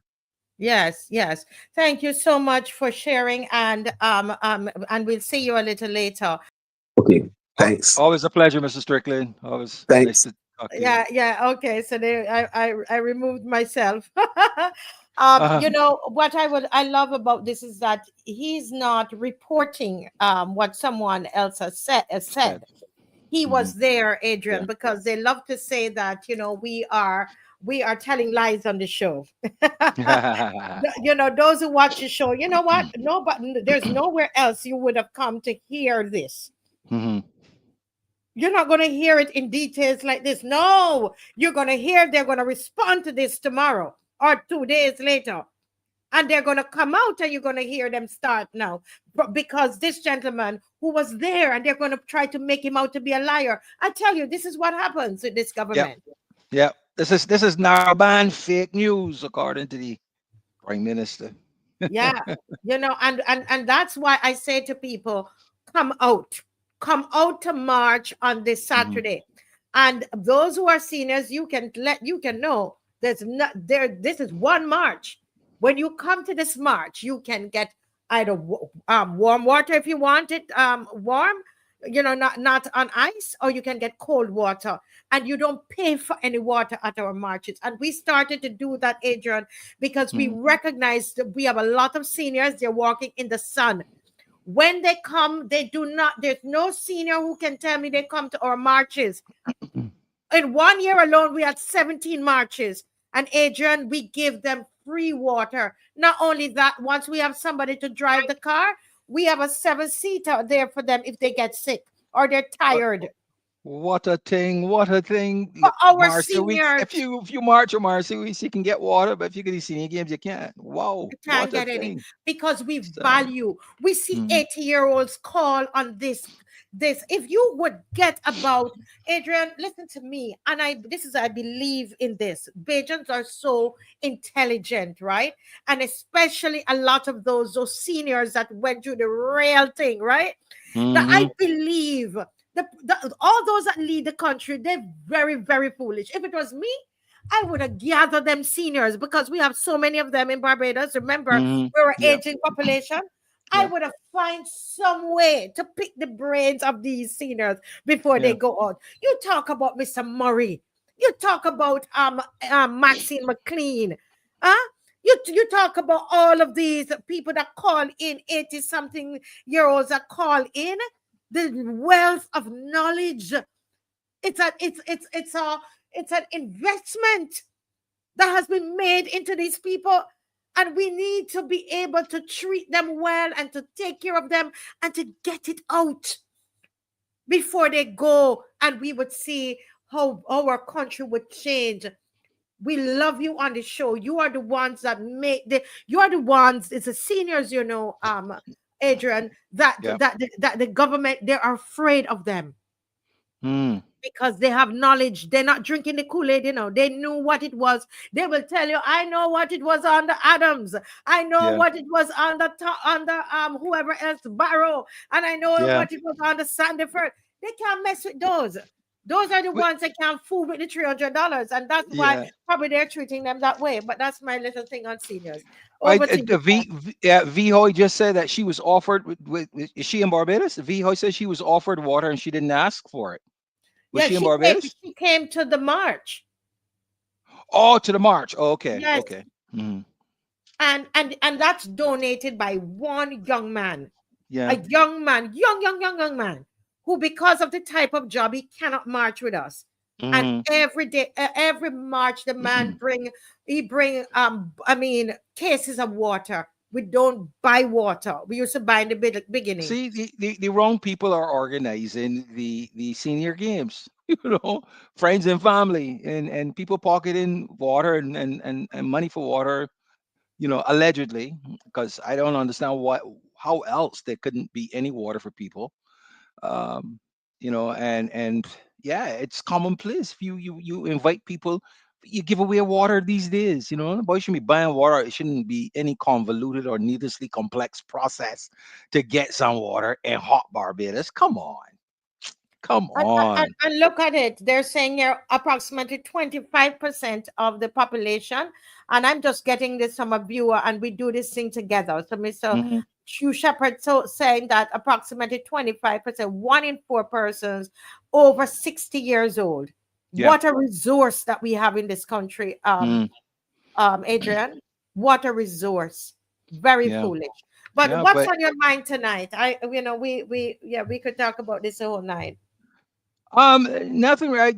I saw that the Barbados today is reporting that the government is either proposing or has gone ahead and legislated um, uh, or require that people will now have to pay for medical reports.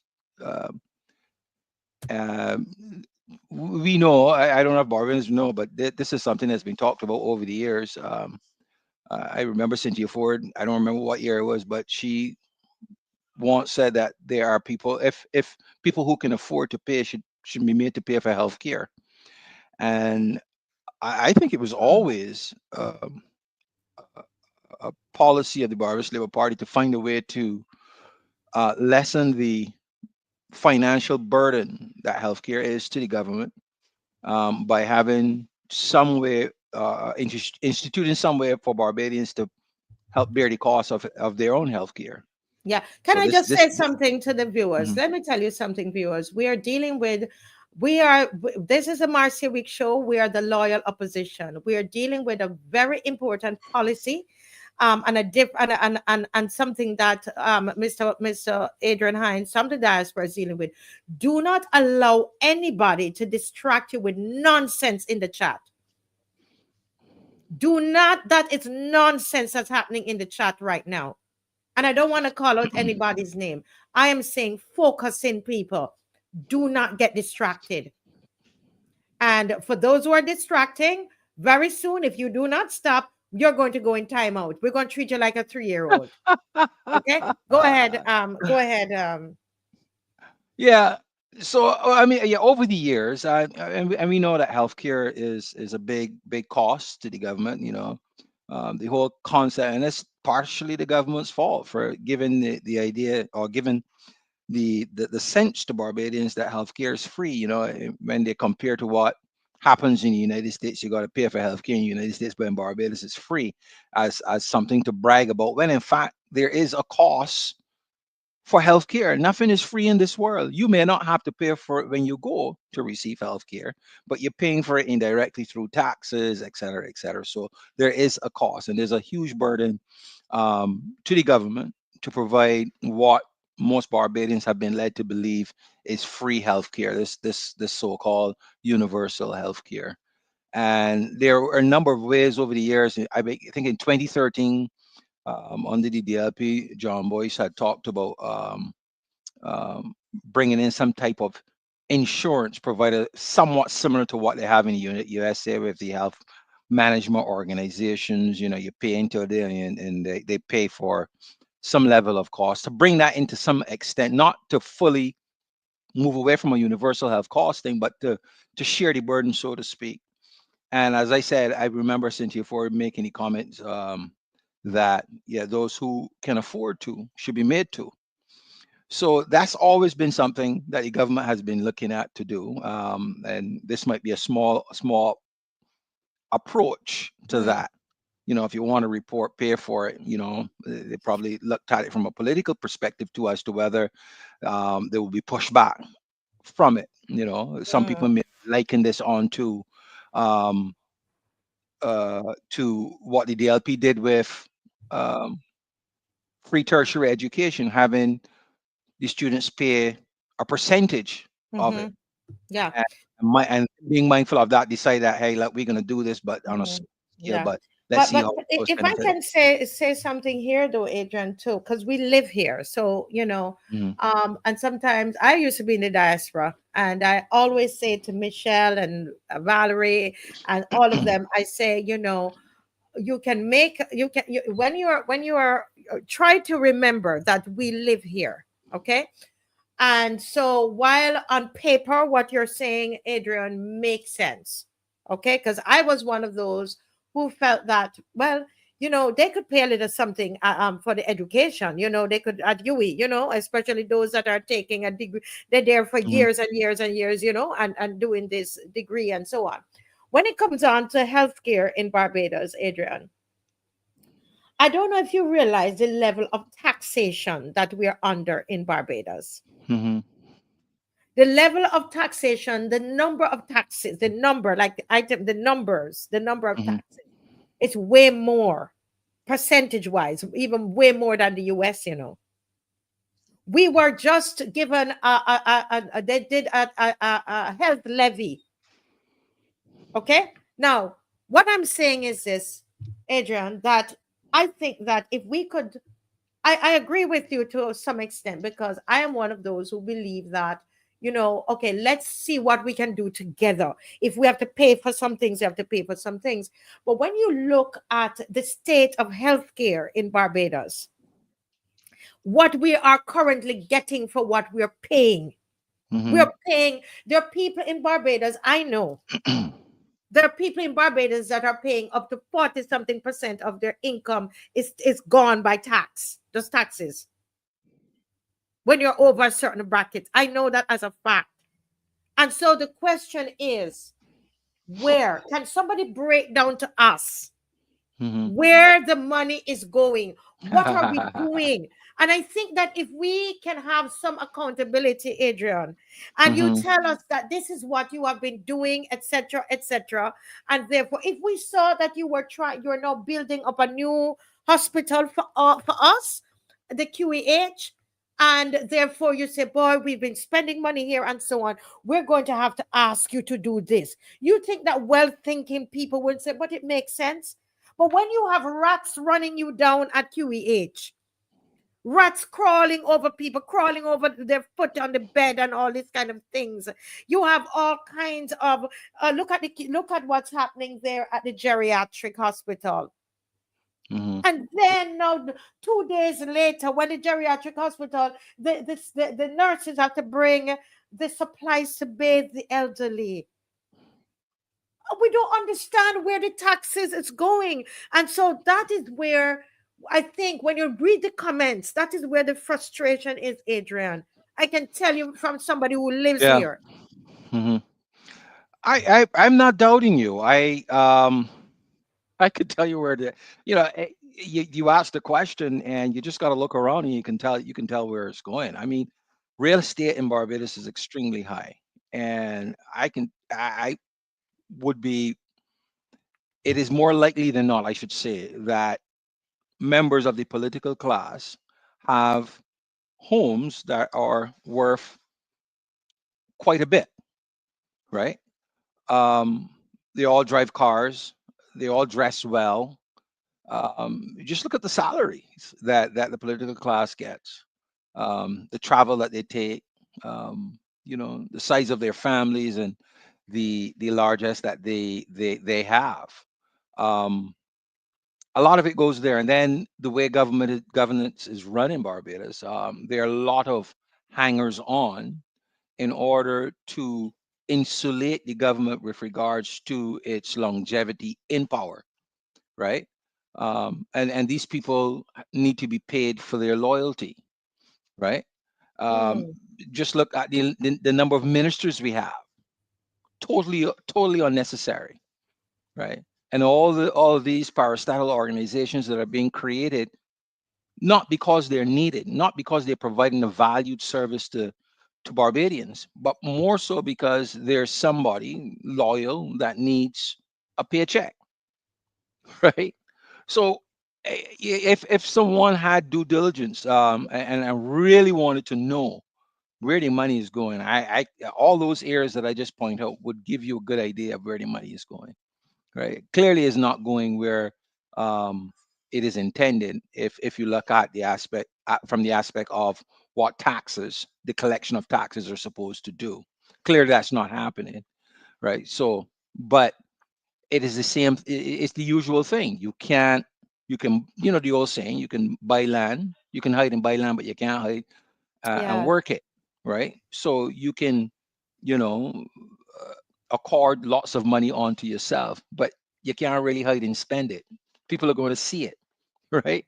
And that's why I said in terms of how these people dress, the cars they drive, the homes they live in, the travel they take, you know, the schools that their family members attend overseas and stuff like that.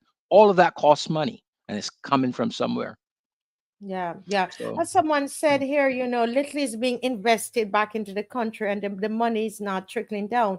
Now, would you believe, Adrian, that it is now months that cancer patients have told me that the machine, there's a particular machine, and I don't know remember the name of it, but that they mhm. need. And I heard that even the deputy prime minister was saying that cancer patients are at risk because that machine is not working.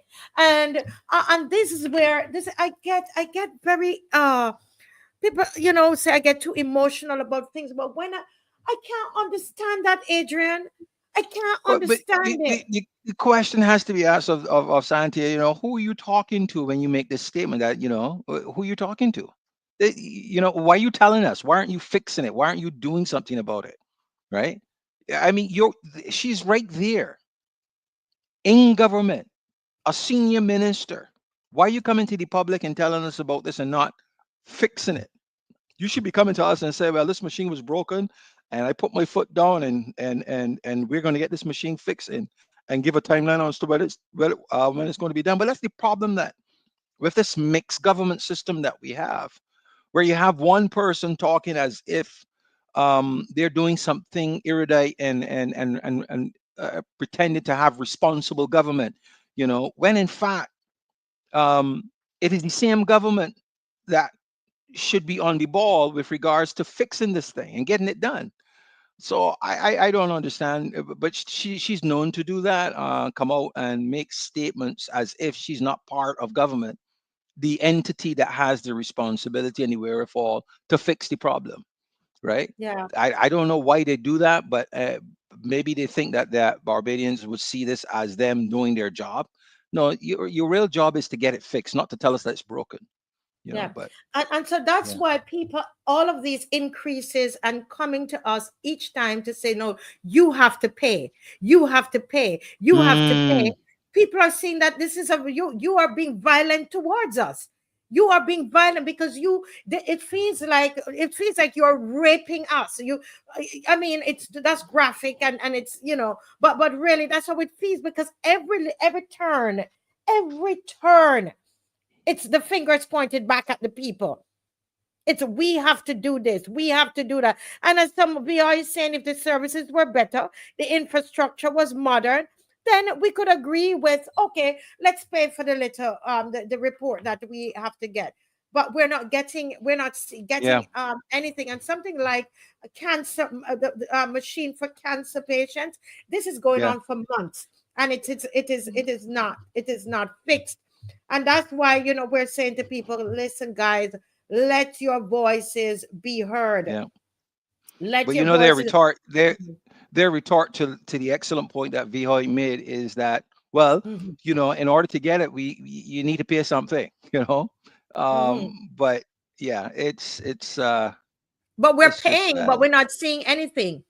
Yeah. And one of the things that we've said on this program for months now is that they really are going towards privatization of healthcare. Notice in the paper today, Adrian, as we're here discussing health, that there is the Prime Minister and Jerome Walcott, the Minister of Health. Where Mm, were they seen? They were seen at where? They were A seeing private at hospital Bayview somewhere. at a private hospital, cutting the Mm-hmm. ribbons there, and they're going to give them Yeah. concessions and all of that. Mm-hmm. Now, Mm-hmm. there are lots of people in Barbados who cannot go to Bayview. And I Mm-hmm. want to hear other people's. I didn't have any discussion with anybody about this. Usually I try to air out what I'm saying, because I don't want to be, I want to hear what people are saying and to try to understand a little bit better. But my view is, I remember, someone in our family wasn't well, and they wanted them to go to QH, and we said, no, no, no, no, no, we don't want to go there. We made a choice, Adrian. There are people in this country who cannot Yeah. go to Sandy Crest and they cannot go to Bayview Hospital. You understand? Mm-hmm. Because they don't have the Yep. insurance, or whatever, their work don't cover it, whatever the case is. And so, Mm-hmm. but this is where, no, look at what's happening there with the elderly at the geriatric. We have not heard. Somebody can correct me. Correct me, please. Did we hear the Minister of Health make a statement about the elderly that are under the scabies attack, with no soap to bathe them, not enough food for the elderly, the washing machine broken down at geriatric hospital? This is it makes us feel like we're nobody when we see the Minister of Health. I thought he was probably overseas doing something or not well. He's here in the country, and he turns up he turns up at a private hospital with the PM, and I have not heard them. Tell me I'm wrong. Tell me that the PM, tell me that even the junior minister, Ishmael, who came out today and talked about this new fee that we have to pay for reports. Tell me that they were in the country and they knew about the scabies attack. Where is the press conference? Where have you gone there? Have you gone to visit the elderly? I don't understand it, Adrian. I don't know. Did you I, know? Do you know, Adrian, if they have issued a statement? Any of these three?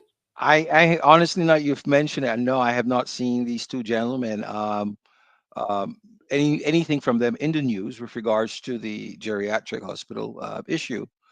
And again, playing devil's advocate, and again, it's been the norm when things happen in Barbados. The ministry under which it falls would normally, the minister would, along with the prime minister, would be there making statements or be seen as attentive to the issue. And it seems like this government is moving away from that, because I am sure they would say, well, the chief medical officer had it under control. There was no need for us to intervene. I'm sure they would make that comment, and their sycophants and supporters will say, the most honorable Dr. George, as I like to call him, they would say that he had it under control, so there was no need for intervention from the minister.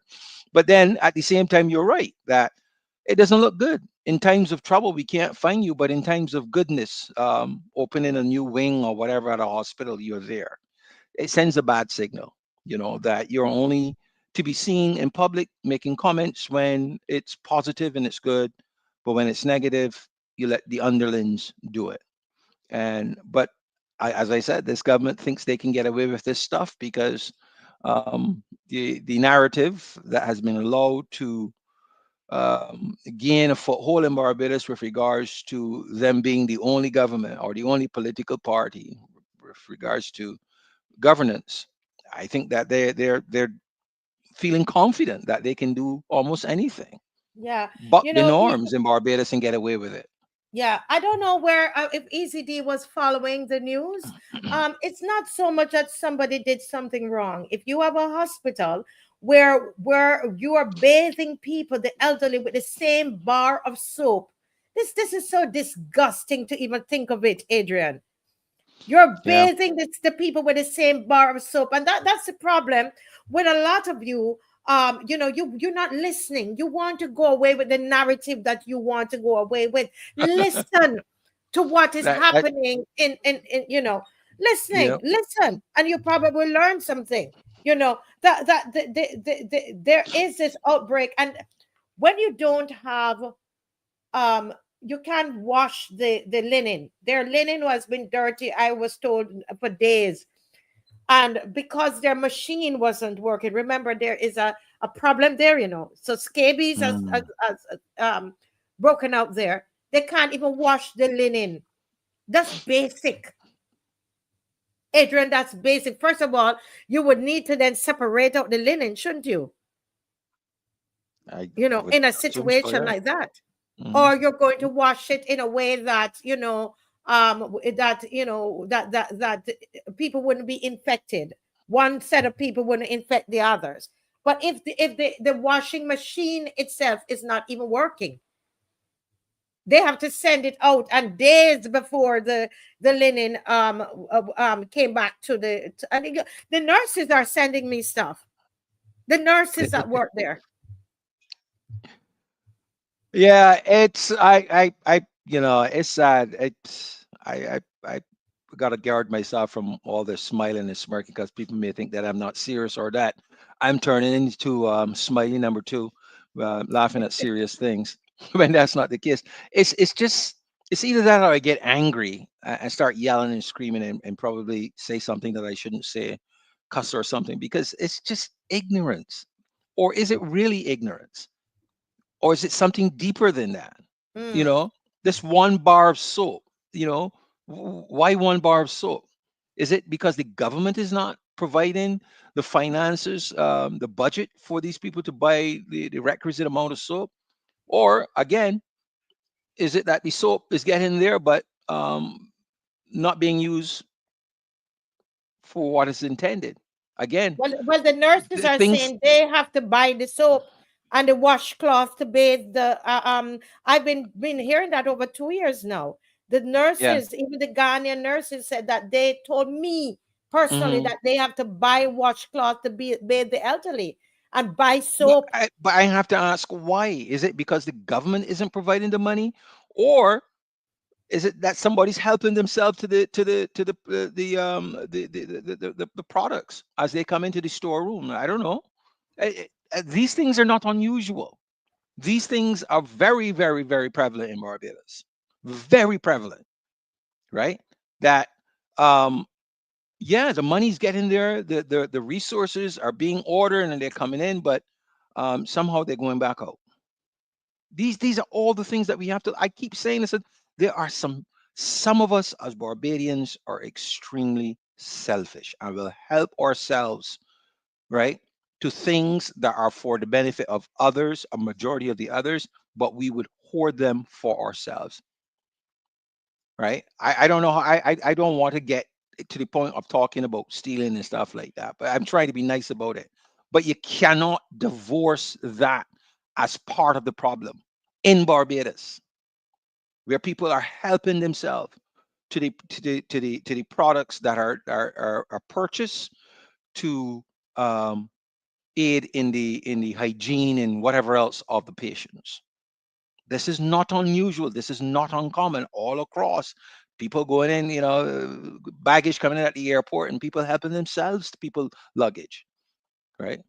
Again, not unique to Barbados. This happens all over the place. But these are things that we have to practice. It is not always, in my estimation, cut and dry that it's a lack of money, right? It's hot. It Yeah. could be a lack of money plus somebody deciding, you know what, I ain't buying a bar of soap from the supermarket this way. I can help myself. I know where to get some that I ain't got to pay for. These are things that happens. And you cannot divorce from the whole issues that are going on in Barbados as to how we treat one another. And a lot of it is driven by poor economics. You know, Mm-hmm. greed. There's a lot of greed as well. There are people who Yeah. can do without, but see an opportunity and decide that they're going to help themselves at the expense of And we're everybody saying else. this not knowing what the nurses, what the and I mean those who are saying this, the people who work there, Hmm. the thing is, they're looking at the supplies that they've received. There are nurses that are even in people who work there that are even in the chat letting us know 6 bars of soap. Yeah. I'm saying, yeah, and you have a scabies outbreak. yeah. I'm not saying that. I'm not saying that they're telling lies. I wouldn't know that. I mean, it likely that they're telling the truth, but it might be that the, you know, the storeroom clerk, um, either not ordering the amount because it's truly a financial or budgeting issue. He's not given Mhm. enough money to order, or the stuff is being ordered but not staying in the storeroom or not getting to the storeroom. I don't know, but Yeah, these are things in the Barbadian culture that are very agree. prevalent. Very Very prevalent. very prevalent. Yeah. Somebody here is saying to me who had somebody with cancer that is, and because I tell you that the patients they would have told me, but somebody just sent me something at 9:05, that says it is a fact that the machine used for radiation is not working. Cancer patients are going to Colombia. So think about it. If you have cancer and you don't have any money to go to Colombia, what is going to happen to you? And we are paying the thing here to remember, Adrian, is not just Hmm. wanting to get some things cheap. It's the amount of taxes Yeah. that we are paying. Yeah. So you see, even with that, again, I'm not doing this to say that you are not telling the truth or anything. I'm just trying to bring a holistic, what else could be at cause here? As they say in Barbados, we have a serious issue with implementation, Mm-hmm. which, when you drill down, could be implementing a maintenance schedule for products and stuff like that. Mm-hmm. We see it with the garbage trucks. They work for 6 months and they're down. Nobody know how to fix them, or they ain't want to fix them, or they can't fix them, or however. The 42 buses come in and in short order, 22 of them no longer working properly, right? Um, is a similar thing happening with this radiation thing? Or is it just old? Was it allowed to run its course? Everything has, all these machines and equipment has a lifespan, right? Mm-hmm. Planned obsolescence built into them. They will live for a long, and you can shorten that lifespan if you don't maintain it properly, right? So are all these things done, right? Or they were done, and the machine just was allowed to get old, which means then, as Jonathan B says, it becomes a management problem. You should know that you have Mm-hmm. this product and it has a lifespan of X month. You should be planning for, 2, 3 years down the road to start to see what you can do to either maintain, increase its life, or Yeah. start to procure a new one, rather than wait till it completely dies and then says, "Oh, I don't know what we're going to do," and inconvenience people. So these all the things that we look at, and again, across the board, greed, um, implementation issues, how we treat one another, all of these things, when they coalesce, you get this kind of results, right? That the machines start working, and God knows when you're going to get a new one, because Mm-hmm. the whole idea of maintenance is it seems to be a foreign concept, Mm-hmm. right? Or it is so expensive, and they knew for a long time that it was so expensive that they just threw their hands in the air rather than And plan, then you know, yeah. So, but for Adrian, that its is money. going back to a management issue, and this is why Yeah. this is why I'm saying there are two ministers that are in charge of health, and they should not be left off the hook. There is Jerome Mhm. Walcott, and then there is Ishmael, Yeah, absolutely. They can't and get I'm off saying, because yeah, continue, no, go ahead. because no, you're absolutely right. Because when things are good, they get all the praise. Governments, when the economy is doing well and the country is doing well, they get all the praise. Equally, when things are wrong, right, we're going to point the finger at you. That's just the nature of being in government. And this government likes to pass the blame wherever and however they can.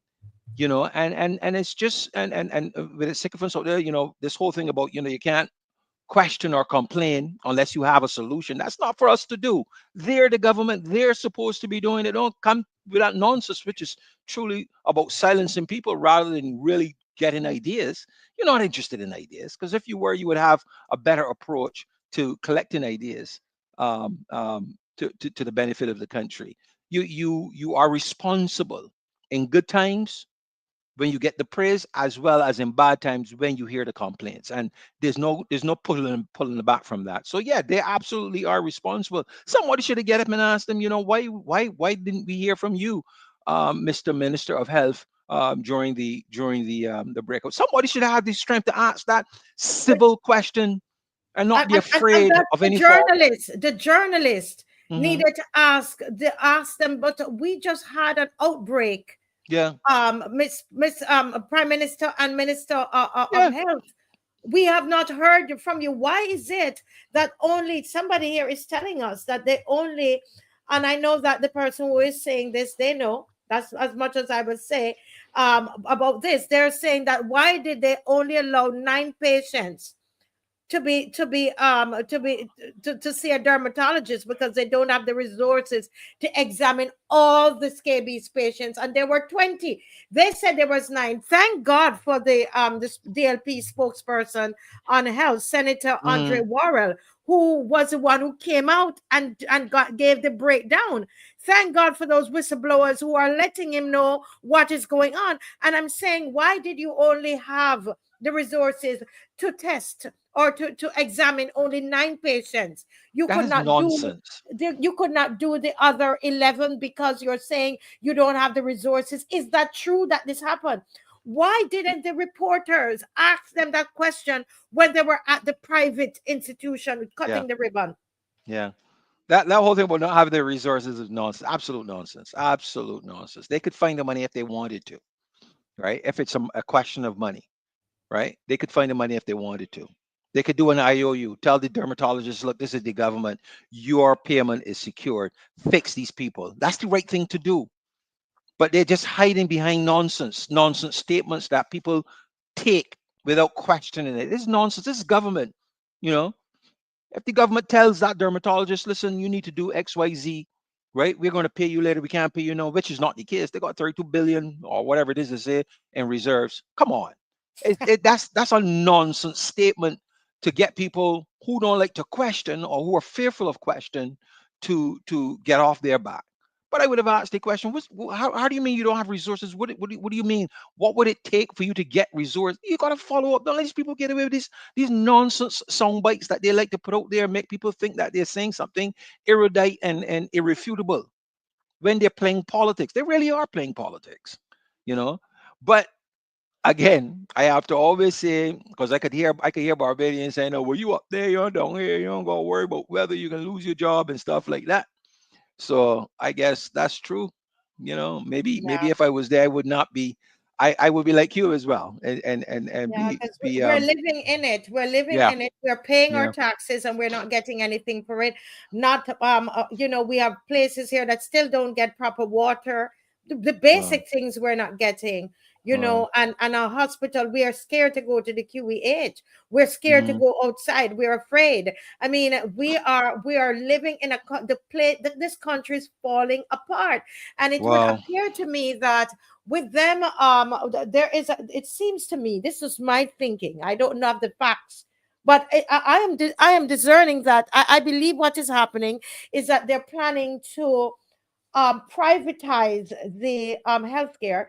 They're not putting any money into the QEH. They're now saying that they are going to be putting some funds towards the what you call the word I'm looking for, the Bayview Hospital, Mm, that they're going to be putting funding in there, the government. So it seems to me that they're going to push us towards these private entities. And what I'm learning is that there are even people in government. There are some of them in government which shares in some of these things. You understand? So they are yeah, pushing us towards private health care. You understand? But they're but I subsidized by mm, government. I'm wondering what is really happening. I don't know. I mean, if it is true that there are a larger number of Barbadians that rely on what we refer to as adult suffrage, sorry, universal health care, meaning that they can't pay for it out of their pocket, so they have to go That's and a get it from fact. QH. It's a fact. Right. So then it can't be, in my mind, that they are trying to turn Barbadians who can't pay for who can't pay for health care, are trying to turn them to private care unless they want to see a whole bunch of Barbadians die. I don't see that.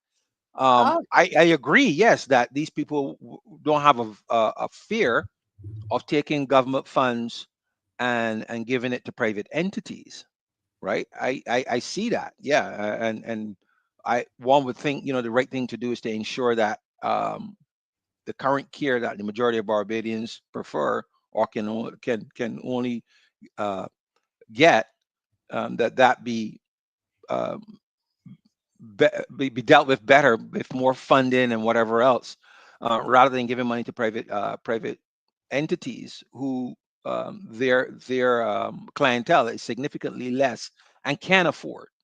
Um, this organization, Bayview, can, through its own merits, through its own initiatives, um, fund its way. They don't need government money. That's a lazy way of building out their plan by using government funds. I think government should attend to putting its resources into QEH and the polyclinics rather than giving money to private entities. You yeah. know, But Dave, I'm sending you something here. Just mhm, to show Adrian and to back up what he's saying here.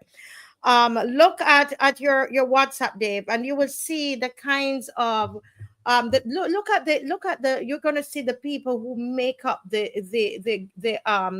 press conference, who were present at the press conference and the cutting of the ribbon.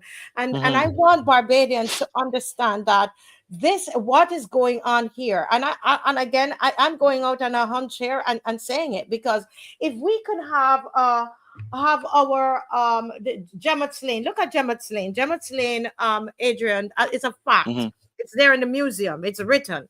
Gemmett's Lane was the hospital at Gemmett's Lane General Hospital was a hospital that was built. The land was bought by the people of Barbados. The land was bought at Gemmett's Lane. The hospital was built by the people of Barbados for poor people, so mhm. that everybody would have health care. The prime minister, the Motley government took up the land and gave it away for free. Folks, I know we only have 30 minutes. Get ready to call in and just start liking the program, please. Oh Lord, look at these suicide agents, man. Woo! I Look brown at the skin people. boy. Look at it. Now they the money that we took up, and the Barbadians put money together, and they bought the land at Gemmett's Lane, and they built the hospital for poor people. This is Mhm. after slavery, so that everybody could have health care. This government is reversing that. This is my view. They are reversing that. They took up the land and they give away the land. The piece of land that could be used to expand the QEH.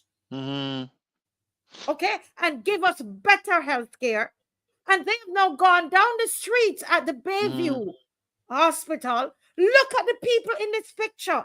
Yeah, I'm not trying yeah. to start a race anything in here or a class anything in here. Look at this. You don't Look have at to where start these what is two called. clowns. Barbados has never dealt with the Uh, issue of classism, but it's there. It's so evident. look at this picture, So Adrian. evident. Of course, yeah, I Look see at it. this. You think that they are going down to QH? Anybody in this picture? And she waived, what is it? She waived certain taxes, was based on understanding that services would be made accessible to the public health system at a reduced cost. We got to see that happen because it But, never does. but it This never is this does. is And let this me is tell this you, is the same thing with reducing corporation tax that rich Ians do, that they do, and we don't ever see the benefits to reduce the mandatory 2% or 2.5% interest on savings accounts. And then the LP did this, then beg the banks to share the largesse with Barbadians. They have not. They have not. You think these people are gonna want poor people coming into their prestigious private institution? Well, we gotta see this. We definitely got to see this. it ain't Somebody needs to happening. keep an eye on this and follow this promise, because that's what this government has been doing for 7 years. Is they plan to do this. this coming soon. I promise this and I promise that. This one they need to watch and see. I give it a year to see if how soon these reduced prices. As a matter of fact, somebody needs now to figure out what the average cost is for a stay at Bayview for a regular person. I don't know how they're going to do it. It's going to be if you're going to be means tested in terms of your income to determine who to give the reduced cost to. But yeah, this is soundbite. The details are going to be very difficult to put in place. So I think this is just to ease because they know questions were going to be asked, so they had to say something. So and most Barbadians usually go away and say, oh, "Okay, yeah, that sounds good," and they never follow up to see if what was stated here as a proposal will come to fruition. So somebody needs to keep an eye on this with regards to reduce costs for public health, the public health system. I'd like to understand that, who gets to benefit under this idea of public health system um, being provided care at Bayview. Hmm. I'd like to understand the details of how that is going to work out because Let me this tell sounds you, just like you have to political pay these speak. people up front, Adrian. Huh? I'm living in Barbados and I'm telling you, they have to be paid. Oh, you understand me? Right. This is not for poor people. And that I want Barbadians. Can you guys share up the live? I want Barbadians to understand, Turn Adrian. Look this at on this. the Would understand you that. think that this is a hospital in Barbados? Look at it. Look at the And picture.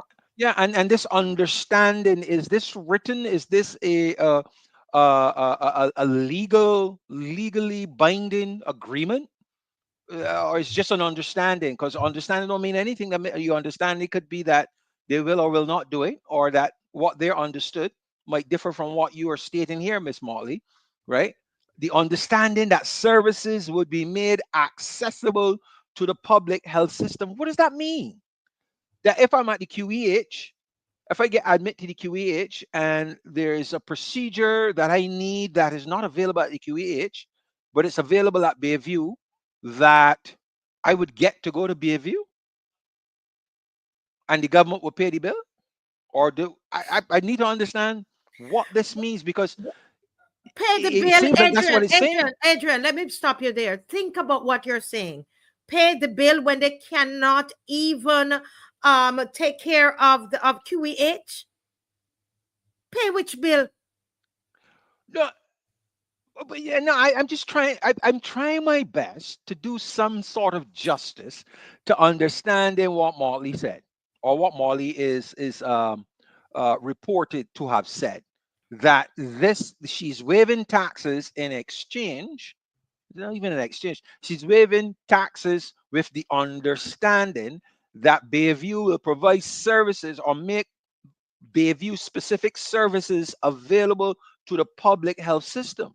So it must means that if I am in a public health system, means if I go to the QEH and I need services that the QEH does not provide, but that Bayview does, that I will get to go to Bayview as a result. That's what it means.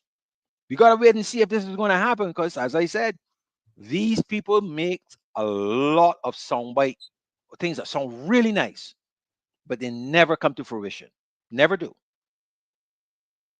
And this is not trying to create a race war in there, because I think it's even more of a class situation here. That you're dealing with. And the reason that they're expanding the Bayview and so on, it's because there's some operations and some medical needs, Adrian, that Mhm. that you can't get it at Bayview, so you end up having to go to QEH. But then no one go up a QEH no more. They don't want to go to QEH anymore. They want to make sure that that's a full hospital. So they're making more services available there. And these two wicked people here in front of us that we voted and put in are trying to tell us they have given money to these people. They have given money to this hospital and trying to tell us that we're going to get services there at a reduced cost. Well, so let me see if I understand you, because again, I don't live there, so I don't know. So Bayview is not a full hospital. It's not. No, not yet. But with this, they're trying to make it more of a full. You understand? With more services. So as it stands right now, without whatever they're trying to do now, it stands to say that the reverse of what I was saying is true. Is reality, in that you can pay to go to Bayview, and the doctors at Bayview realize that you have an issue that is best treated, that they can't treat, but it can be treated at the QEH, and then you go. So you go from private to public. Yes. But she's now saying that you can go from public to private. So, okay. So don't you see what I'm trying to tell you from the start of this conversation? You got it now, Adrian. So I absolutely agree. So the reality, what is more likely to occur is that these people who in the past would have paid to go to Bayview and end up at QEH will now have their entire treatment at Bayview. And that this promise is just political speak, where if you go on to QEH, you're going to Bayview. Then the reverse. What happens with private to public is not going to happen with public to private, as she's suggesting.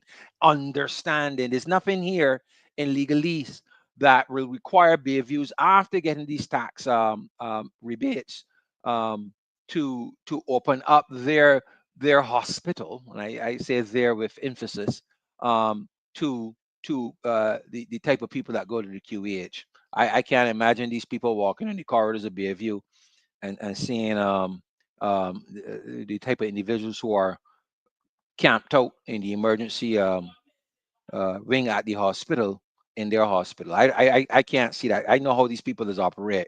you know.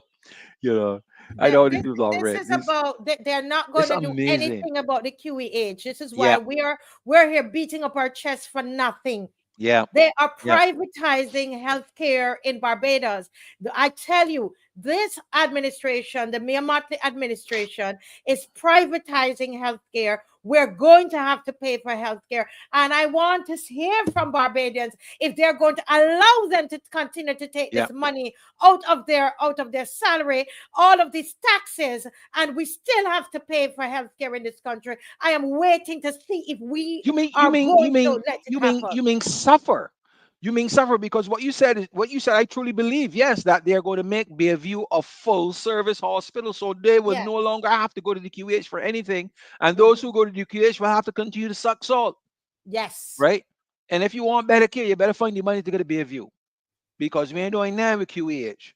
So it ain't that they privatizing healthcare, meaning that QEH can go there. No, QEH can still be there. You still got to go up there and wait 3 and 4 days before you get to be seen, or you probably die within that time.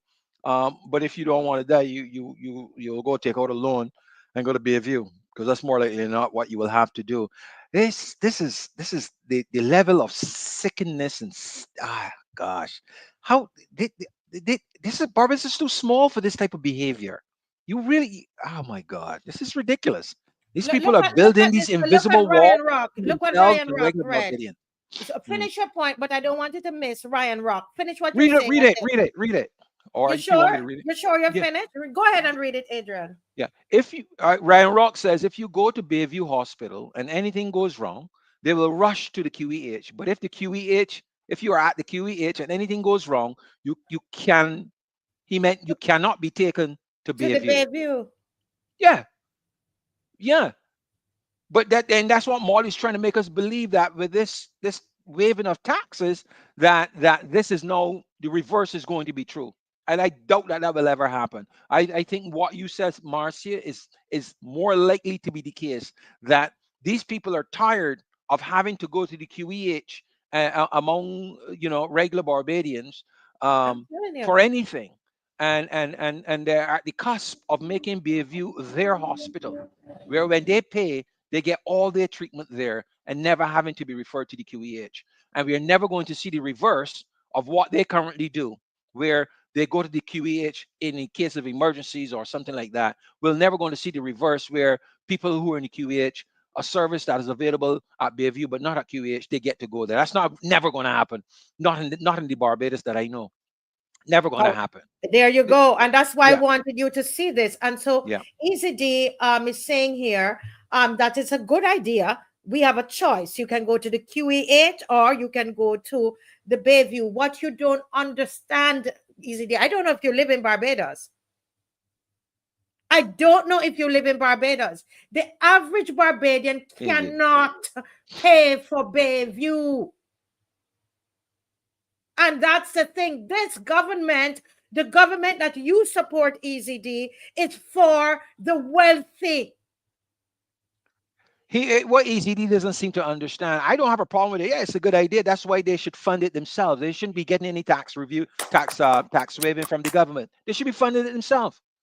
You're private. This is what's got me about these people that walk around in Barbados. I have an MBA and I do this, and the biggest strategy that they got is how to get some money from the government.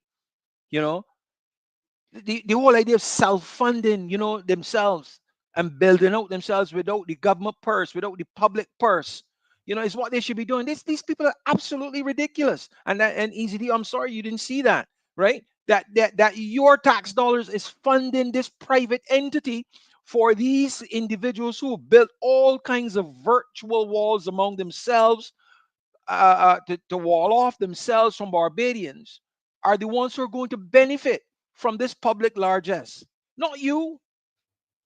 And that's wrong. That's the view. I have a good point, but good idea. But fund it yourself, Bayview. Fund it yourself. But here's the thing. Here's the thing that is sad about this. This is why I'm trying to tell you, Adrian, when you live here, when you feel it, you feel that this mere motley government is inflicting violence on the people in Barbados, economic violence. Now, on the day when you're doing this, you had money to put into a private entity. That the same day you come to tell us that if we want a report, a medical report, Ishmael opens up his mouth.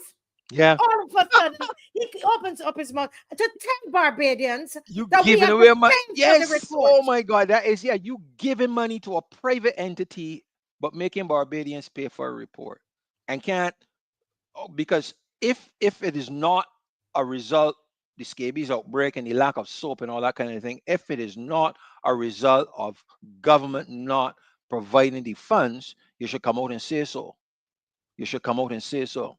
Until then, that is part and parcel of the problem, right? It could very well be that, yes, there's no stealing going on. It's just that you're not giving the people the money to buy the adequate things, right? But here it is, you giving tax breaks to these society people, high society people, because that's their hospital. It is not a Barbadian but hospital. That's why it just happens to be a Barbados. Look at them. Look at the people there. This is an opening, and look at the people at the opening. This is who. Listen to me. Look what this person is telling us. Even the MRI machine at the QH does not work. I thought they didn't have one. This government. Oh my God. I am sick of this government. This is a government that behaves like they hate the people they're governing. They don't love the people. Look at these two buffoons here. And that's why I come in here and I call them these names. Yes, I do.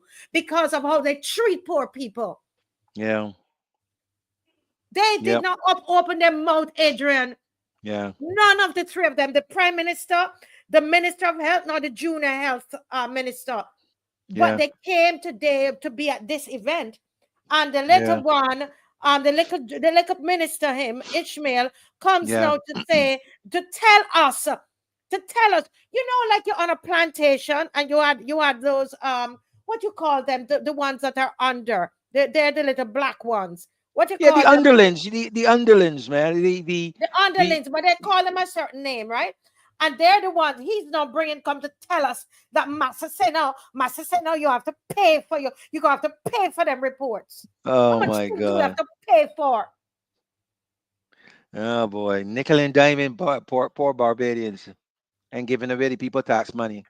But then again, they would say, well, the wealthy ones are pay more taxes than the poor ones. I'm telling you, they are filled with retorts that they, in their minds, justify their actions. And it's just sad that Barbadians have a truly unique weapon that they can use to rid themselves of this type of authoritarian, autocratic behavior, and they refuse to do it and continue to suffer and mumble among themselves. Yeah. She's only there because you did not vote, you 60% of Barbadians. And look Yeah. what she's doing. She's not ministering to you.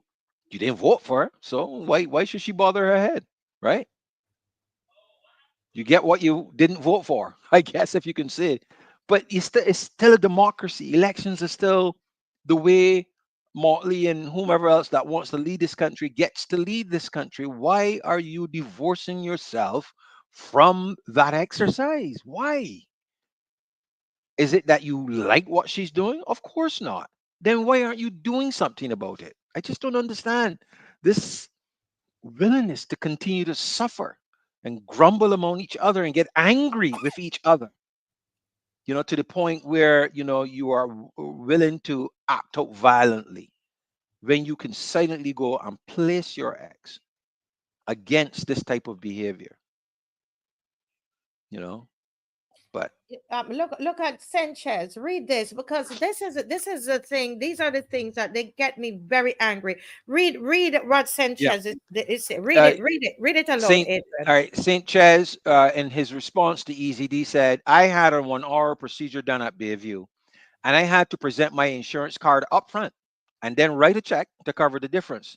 Not all Bajans can do that. Agreed. I mean, I don't live there, and I know that. I mean, yeah, if because Bayview operates similar to what is the norm in America with HMOs and stuff like that. When you go, the first thing is ask you for is your insurance card.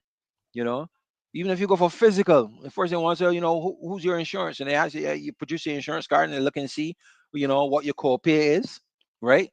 And then they tell you, okay, $5, $10 for copay, and then they take the rest of the information, and then later on, after your procedure, weeks after, you'll get a letter from your insurance says you had this procedure, we paid XYZ, right? Because yeah, they have to do that so that sometimes some hospitals would want to double bill, but your insurance let you know that they have paid on your behalf, and that all you have to pay was what you did pay, the $5 or $10 copay. So this is I'm very familiar with what the gentleman Sanchez said, as the process that Bayview, as a private healthcare facility, operates with regards to how they see patients. But I mean, I really, yeah, somebody needs to put this in their calendar. This statement that is reported that Mia Motley said, and have it out for 6 months to a year in your calendar, and then look at it, and then do a little bit of investigation to find out if there's any reciprocation in terms of a QEH patient needing services that the QEH doesn't have, but Bayview offers, if that person can go to Bayview, or what is the process for public, what did she say? For public health to be treated in a private institution. I want to see that. I just think this is all public political speak, marketing to people to ease the blowback with regards to giving tax concessions to a private entity, and that it will die a death 6 months down the road. Nobody can remember, and nothing of the sort of what she said will occur. The reality is that what we have seen over the 7 years of this is 7 years of crosses. In Jamaica, we call it crosses. This is 7 years of, it's like a 7-year curse on this nation. This government only serves a certain set of people in this country. Yes. And that is what we need to get into our thick skulls. And I don't know why it is that we love to, we can't see it. It serves a certain set of people in this country. It's the reality. And we're talking about class, not necessarily race. Okay? Yeah. It serves a certain set of people in this country. Yeah. Basically, that's what is happening. She said it leading up to the 2018 election. This is a party that understands that you cannot right 350 years of wrong. That you can only do it. You can only do it in 10 or 20 or sorry. You cannot right 300 and what she says. This is a party that understands you cannot right 150 years of wrong in 10 or 20 or 30 or 40 years. Yes. That is a continuum. I have the video of her saying that. And the reality of that statement is being played out day in and day out in Barbados. And Barbadians don't seem to understand that. What you out there talking and thinking that economic enfranchisement is going to come to you, not under this government, not under somebody that made that statement, not on somebody that the reality of their governance speaks to that statement, right? 10, 20, 30, 40 years, right? We ain't right in the 400 years of wrong. It is a continuum. So you're going to continue to suffer. And this is what you're saying. We're going to take your public funds and we're going to give it to private entities, right? We're going to take money from you to fund a facility that only certain people have access to. I'm talking about the sewage tax. You know, these are the things that these people are doing. You know, taxation without representation. The boy got the sewage, the connection to the sewage this sewage facility, but they're paying a tax on it. That's ridiculous. With no hope of ever being connected to it. Adrian, thank you so much. I want to apologize to everybody, and to also Mr. Strickland. I didn't see you in the I didn't see you again in the green room because we went past the time, the calling time. Oh my God, it's if, 9:52. yeah, if Adrian will allow us to just extend it, because, and the reason I want to say, we have a call on the line, but let me just say something. We needed Adrian to discuss this out and to come to understand, for us as a people to understand what is happening. And I think we are at a stage where we're asking the important questions right now. I think we're at that stage. So we needed the time. I apologize to you folks, and I'm not seeing Mr. Strickland. Mr. Strickland, feel free to come back in. I'm not seeing you at all. That's not wasn't my intention. I don't see you here. And the phone lines are open, guys. We have a caller on the line. Good night, caller. Welcome to the Marcia Week Show. We're happy to have you. Good evening, Marcia. Good evening, sir. And yes. Good evening, sir. You've got, Marcia, to understand where we are in terms of the IMF. And Glenn Murray puts it right all the time. When it comes to the IMF, you do not have any maneuverability with excess. It is what you have and you make it do. It is like your parents only had $50 to run the week. It will have to run the week. You don't have any other resources. And I think I would have said it on this program. Yes. Andrew Holness said there were times under the IMF he would have loved to put in a street light and to pave a road. But he just did not have access to the funds. Now the IMF points you in the direction of privatization. The IMF would love to see healthcare privatized, schools privatized, prisons privatized, garbage collection privatized, because you know what? You do not, at the end of a working career, have to pay any pensions and such like. Only today I was discussing it with a friend. Only now to turn on my television to see, because it was fairly free this evening, to see that this is what you're talking about. Now, I have a sister, I could speak freely because she's now gone on, who went to the head of the QE in terms of nursing. She was a nursing sister in intensive care. And I would pick her up because she didn't have her own transportation. She trained in England, worked in Jamaica, loved Jamaica. She worked in the early days of your intensive care, and then came here to work in our intensive care. And some nights she would call and tell me, "Don't pick me up tonight. We just had an admission from Bayview." Now Bayview previously was the old Dr. Bailey's clinic, and it was a clinic where the white Bajans went.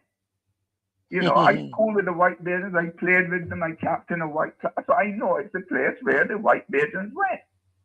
But when you had problems, okay, rich were above the ability for that clinic to treat, you went down to the QEH. So what is going to happen now? The IMF is going to be pushing you in the direction of having to privatize. That will become the state-of-the-art hospital. And strange enough, it was when that same sister of mine was well a couple of years before she passed on. I was horrified to see the numbers of people going in QE in the morning. Why? Because people cannot pay for health care. If you're not working, if you can't pay your rent, if you can't pay your taxes, you have to go where it is available. And that is what has driven the QEH into being overworked. And the public, as simple as that, people do not have money. All right? Now, you have a more modern, it moved from Dr. Bailey's clinic. There was a doctor there, my father told me about him, old Dr. Harry Bailey. He was a scientist and a doctor at the same time. He thought scientifically. And he was a pioneer in diabetes medicine. He was a diabetologist in the very early days. And he experimented and got good results with insulin. It earned a reputation. And in those days, healthcare, I went there an evening, a dog bit me and we couldn't find any private doctor open. So my father took me to Dr. Bailey's clinic. And then as time went on, that's when healthcare was cheap. Yeah. And they never turned back the poor people from the Bayland. You would hear the poor people talk about going to Dr. Bailey's clinic. It's only in recent times it's been called Bayview. And they had two Goddards there. Dr. John Goddard and Dr. Michael. Dr. John and Dr. Michael. Two beautiful people. But as healthcare escalated and got more and more expensive, well, obviously you got to pay. All right? So I'm saying that if a hospital could have gone without an incinerator for such a long time and is regularly out of basic medication and basic supplies, it's common knowledge that nurses take in as simple as something Phillips milk of magnesia. They've got beautiful nurses. Okay, so they pick up this one, and it's the same thing at the other hospital where they take in soaps and whatnot. So when you come to the end of I'm not surprised that they didn't have soaps or they didn't have the pyrethrin. SCABIES, that's the brand name. Because Marcia, I worked for a pharmaceutical company, two pharmaceutical companies after I finished university. I worked for two pharmaceutical, and let me tell you something. You see Haiti? Mm-hmm. I worked for a French company called Le Laboratoire Roussel. It was French English and then it went French German. And I was in charge of the Eastern Caribbean. And I knew what was going on in Haiti. But the rich people in Haiti never suffered. Their drugs were flown in from Paris. Mm-hmm. Their wines and steaks were flown in privately from Paris. So when you have when countries go into these sort of recessions and upsets, what obtains in Haiti, the wealthy do not suffer. You have the very wealthy, and then the rest will scramble for themselves. So when you see there somebody says that they've had to pay, that's how it goes. You pay your insurance, you pay what you have, which overrides the insurance. Your insurance covers you for 6,000, but it's 10,000. Write the check for the other 4,000. So do not for any moment think that the poor people of the Bayland would be able to walk in there as back in the day with Dr. John and Dr. Michael and Dr. Harry Bailey. Oh no, you got to find yourself down at the Polyclinic, Winston Scott, or the other one up in the Pine, Edgar Cochran, or down at the QEH. And that is why we should not have given away that place there at the corner of Gemma's Lane, the old hospital. We should not have. That should have been an extension to the QEH. So what will happen now is that in time, the new Bayview will have all of the state-of-the-art equipment. Okay? And they will be able to cover it. They will have state-of-the-art equipment. You will have doctors who would be coming in and from overseas. You have our local doctors who are very well qualified. And that will be the private institution, healthcare institution. Correct. The rest will scramble. The rest of Barbadians would do without. They will scramble. You will be the other thing is, I think what has happened is that they have worked their supplies down the financial year having come to a close, which is a very bad practice. You should never work your resources right now. Disabuse your brain about this thing about working stock down at the end, because it is very hard, even in good times, to pick back up, let alone in these days. So this is a prescription, no pun intended, by the IMF for countries like Barbados. And it always has to go back to what Andrew Holness said and what former Prime Minister Sandiford said. Sandiford said the first money that has to come out is the IMF's money. Don't fool yourself that you're flexible. But where we went wrong, is after the prescription drug service. It was supposed to be a national health service under the late Tom Adams. I had just come back from university, and I worked closely with him from private. It was set up by the Kaiser Foundation out of America, and that it was supposed to be the full gamut of things, but the doctors did not buy into it at that time. Yes. And I thought what Barbados should have done. I actually wrote a document. For our manifesto. That would have been the last manifesto of ours. But because people didn't understand how you could have a system here looking after an insurance system, looking after those, somebody working for 5,000, 3,000, 2,000, 1,000, they could not understand how it worked. And this would be a system. Your guest there would be able, your co-host would be able to tell you about the OHIP system in Canada. I studied in Canada. And the OHIP is there for everybody. All these youngsters you see who go up to Canada as jockeys, as trainers, they fall under the OHIP. I paid a minimal fee as a student. I was entitled to OHIP. And that is the direction that Barbados. That is the direction we're going in. Well, and they failed. Yeah. I would love, this is former Senator Gill that is on the phone. No, not only Senator, I was a member of Parliament. And a member of Parliament. For St. Michael South Central. Yes, and that's why we give him so much time. But he knows that we've been trying to just have him on a segment to let him go, Adrian. But I'm going to let, and thank you for the history and the knowledge that you have shared here, just even now.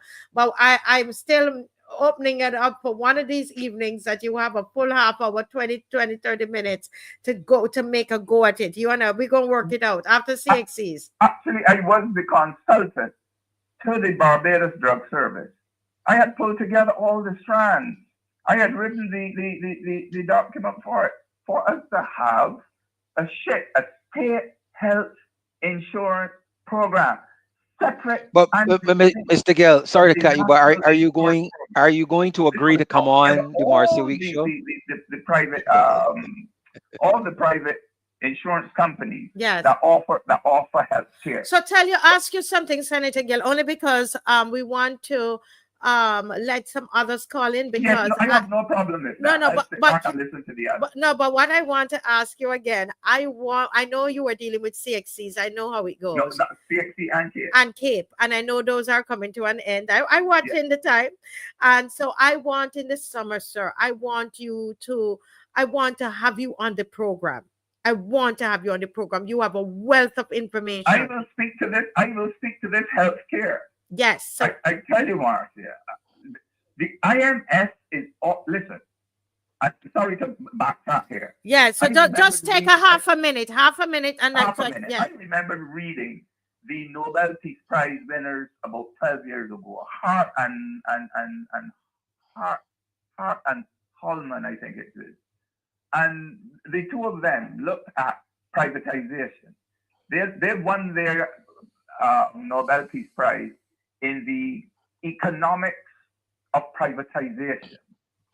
And they concluded by saying that if you do not deliver a system better, whether it be hospitals, schools, education, or if you do not deliver a better system, then it is not worth the while. And the other thing they said, it is not what is in the contract in privatization, but it matters what is not. What is not matters, and a lot of what is not is what determines the outcome. Well, okay? Yes. Well, thank you so much, Senator, for your contribution. And I'm going to get very emotional about this healthcare thing. I'm going to call you on it. Okay. Very well. All right. Take Thank care. you. Bye. Thank you so much. Yes.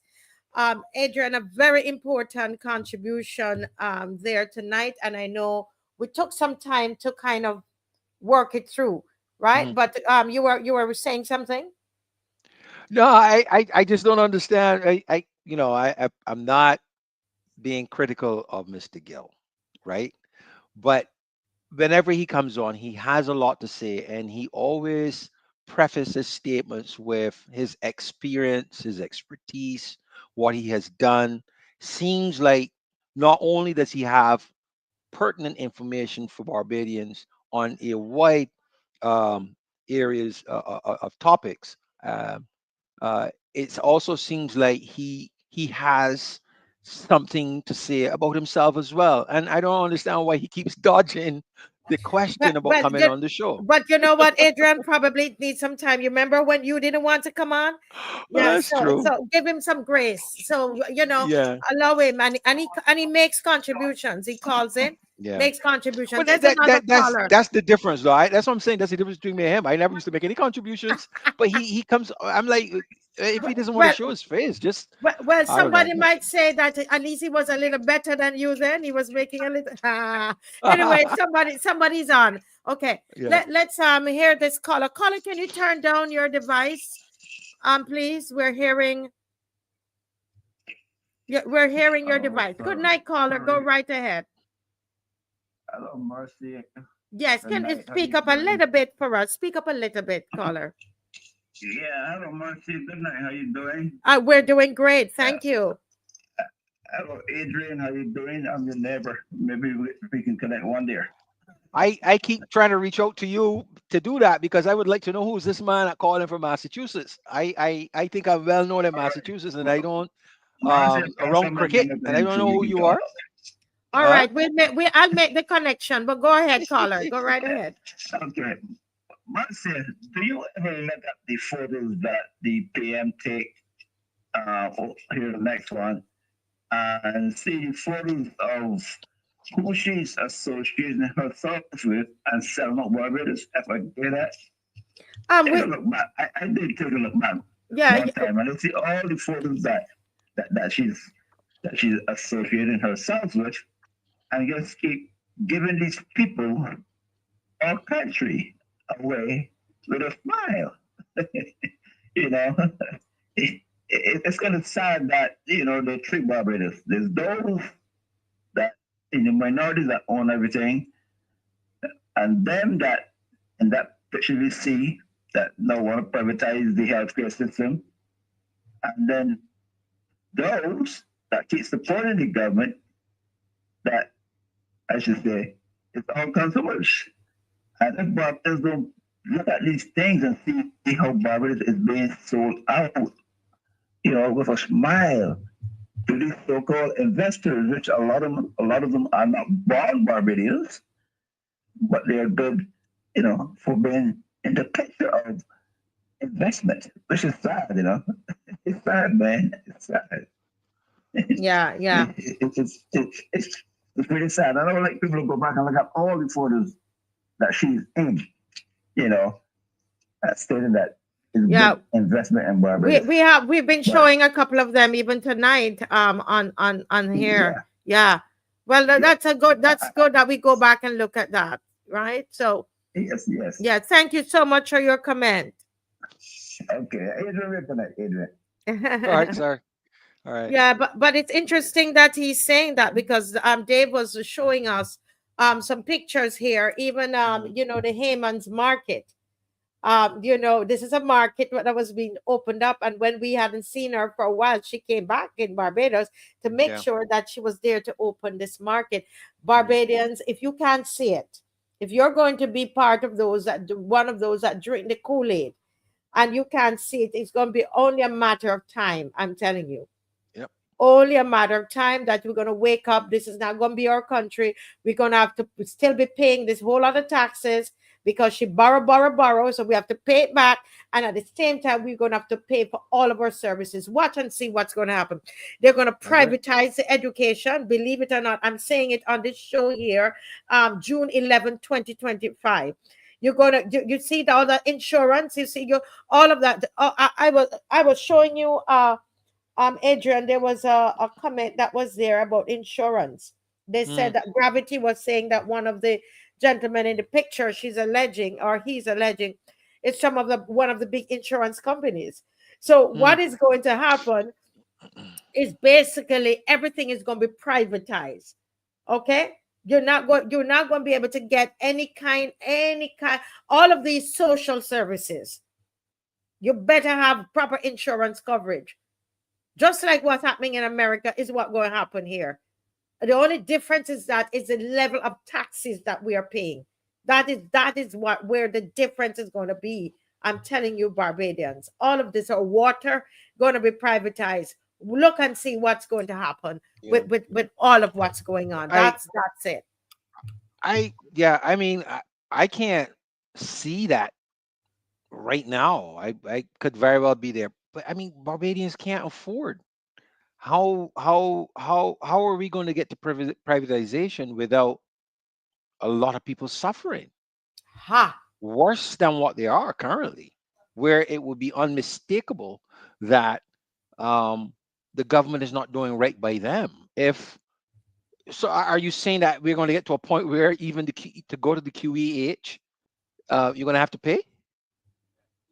You think Ha! that is where they're likely to That go? is where it's going. And some of these ministers have shares in the private or private entities.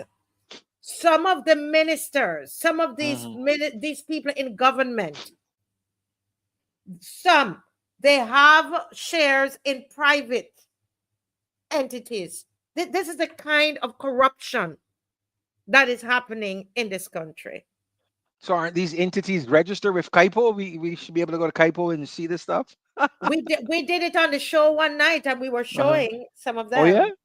We will go back and look at it again. I would love to see that. I did a little bit of research a while back, but I didn't find anything, really. Yeah, it was a lot of conjecture. It didn't really. I don't know. Maybe I've gotten too accustomed to how publicly available information is up here. If you have an Yeah. LLC, um, if you own a limited liability company, it is public information. You just go to the Secretary of State of whatever state you have registered in, and they'll find you. It's that easy. You know, but I don't know that we have a similar thing in Barbados. Folks, what you're saying is pretty much true. I mean, everything that I'm seeing speaks to that statement she made. That the BLP is a party that understands it can't write 350 years of wrong in 10, 20, 30, or 40 years. It's a continuum, and that's what we're saying. All of these things that are owned by the two fews, the shadows, are being played up and being advantaged, given access to public funding, and Barbadians are left to suck salt. One of the things that Mr. Gill said is the control that the IMF has with regards to who gets what. Is he saying that um, these tax rebates or refunds or whatever she's given to Bayview had to be signed off by the IMF first? You think that's likely to No, be the I case? think what he's saying is that this action, what she's doing, Hmm. and what we are perceiving that is happening, that this is what is recommended by the IMF, because Hmm. usually anywhere that the IMF goes, you're going to see a lot of privatization starts to happen. So this Hmm. would be something. This action would be something that is sanctioned. He's proposing by the IMF. Yeah. Okay.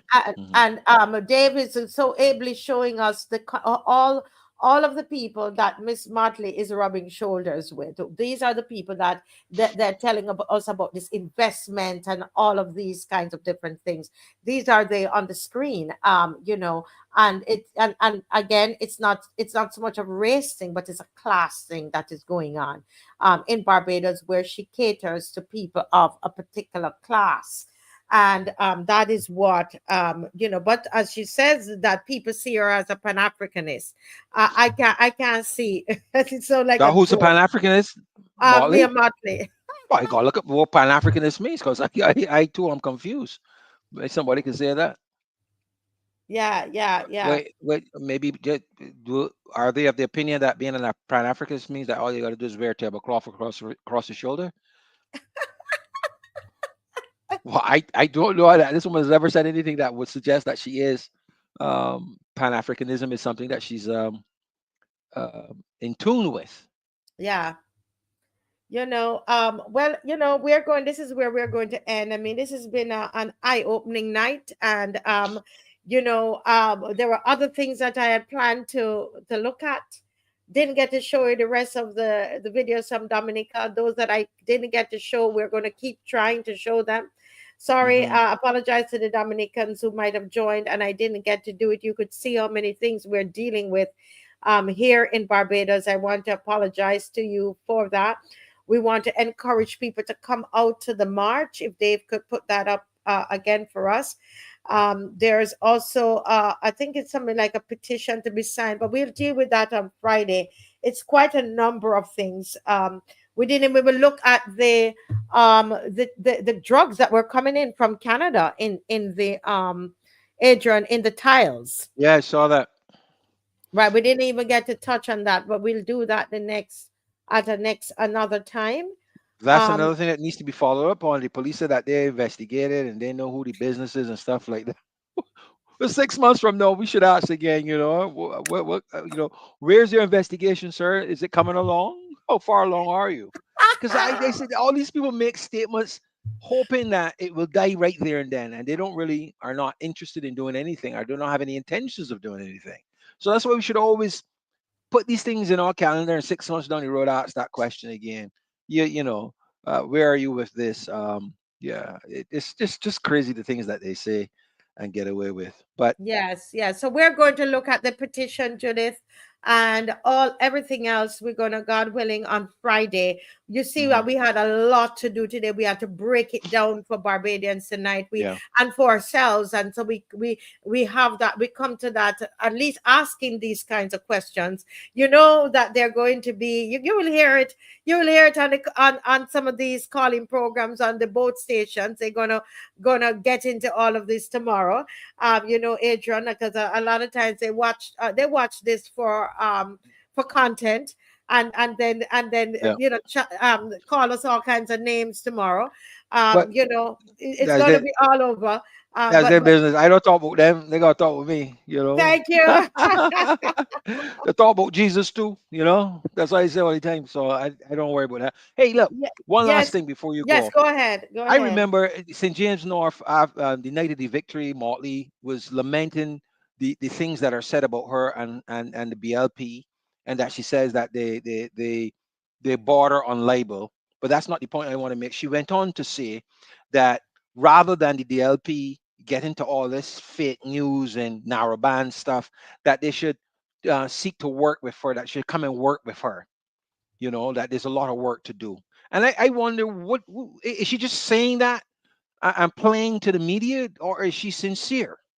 And if Adrian, someone in the DLP should ask, because I mean, really, I don't think she's Adrian. sincere. Because if she was sincere, she would get the DLP the $150,000 that they're entitled to. But she hasn't done that. So, but I would call her on it. What do you mean by come and work with you? What plans do you have? I mean, does that mean allowing your members of parliament to form the PAC, the Public Accounts Committee? Does that mean that? Does that mean giving the DLP $150,000? What do you mean come work with you? I would call her out on it. I mean, we kind of know what the answer is, but I would still call her out on it.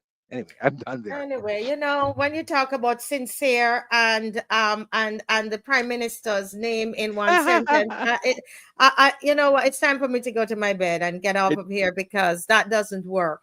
it doesn't Um, rhyme. It's not poetic. they don't go together. One of these things don't go with the other. That's how it works. Yeah, Absolutely. yeah. I'm not gonna put up. I'm sorry. I'm on one of my Yes, brother-in-law. and that's true. She's been pushing it. Yeah, but I would Yeah, call her out on it but though.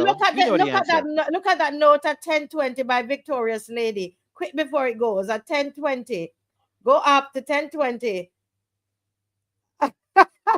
How do we know Mia is telling the lie? Her mouth moves. Oh my goodness. Anyway, folks, have a good night and start to plan and prepare for the walk, for the protest march, because we are tired of this foolishness. We don't feel safe, and we need stricter to carry out the laws that's on the book and some of this, some stricter gun laws, etc. All right. Good night, folks. You have a great night. And God bless you. And we see you again on Friday night. All right. God bless Au you. revoir. Thank Good you, night. Adrian, and thank you, Mr. Stephen Strickland. God bless you all. Strickland, yes. Yes. Thank you, Dave. Great job. Thank you all. Bye-bye. Thanks, Dave. Have a good night.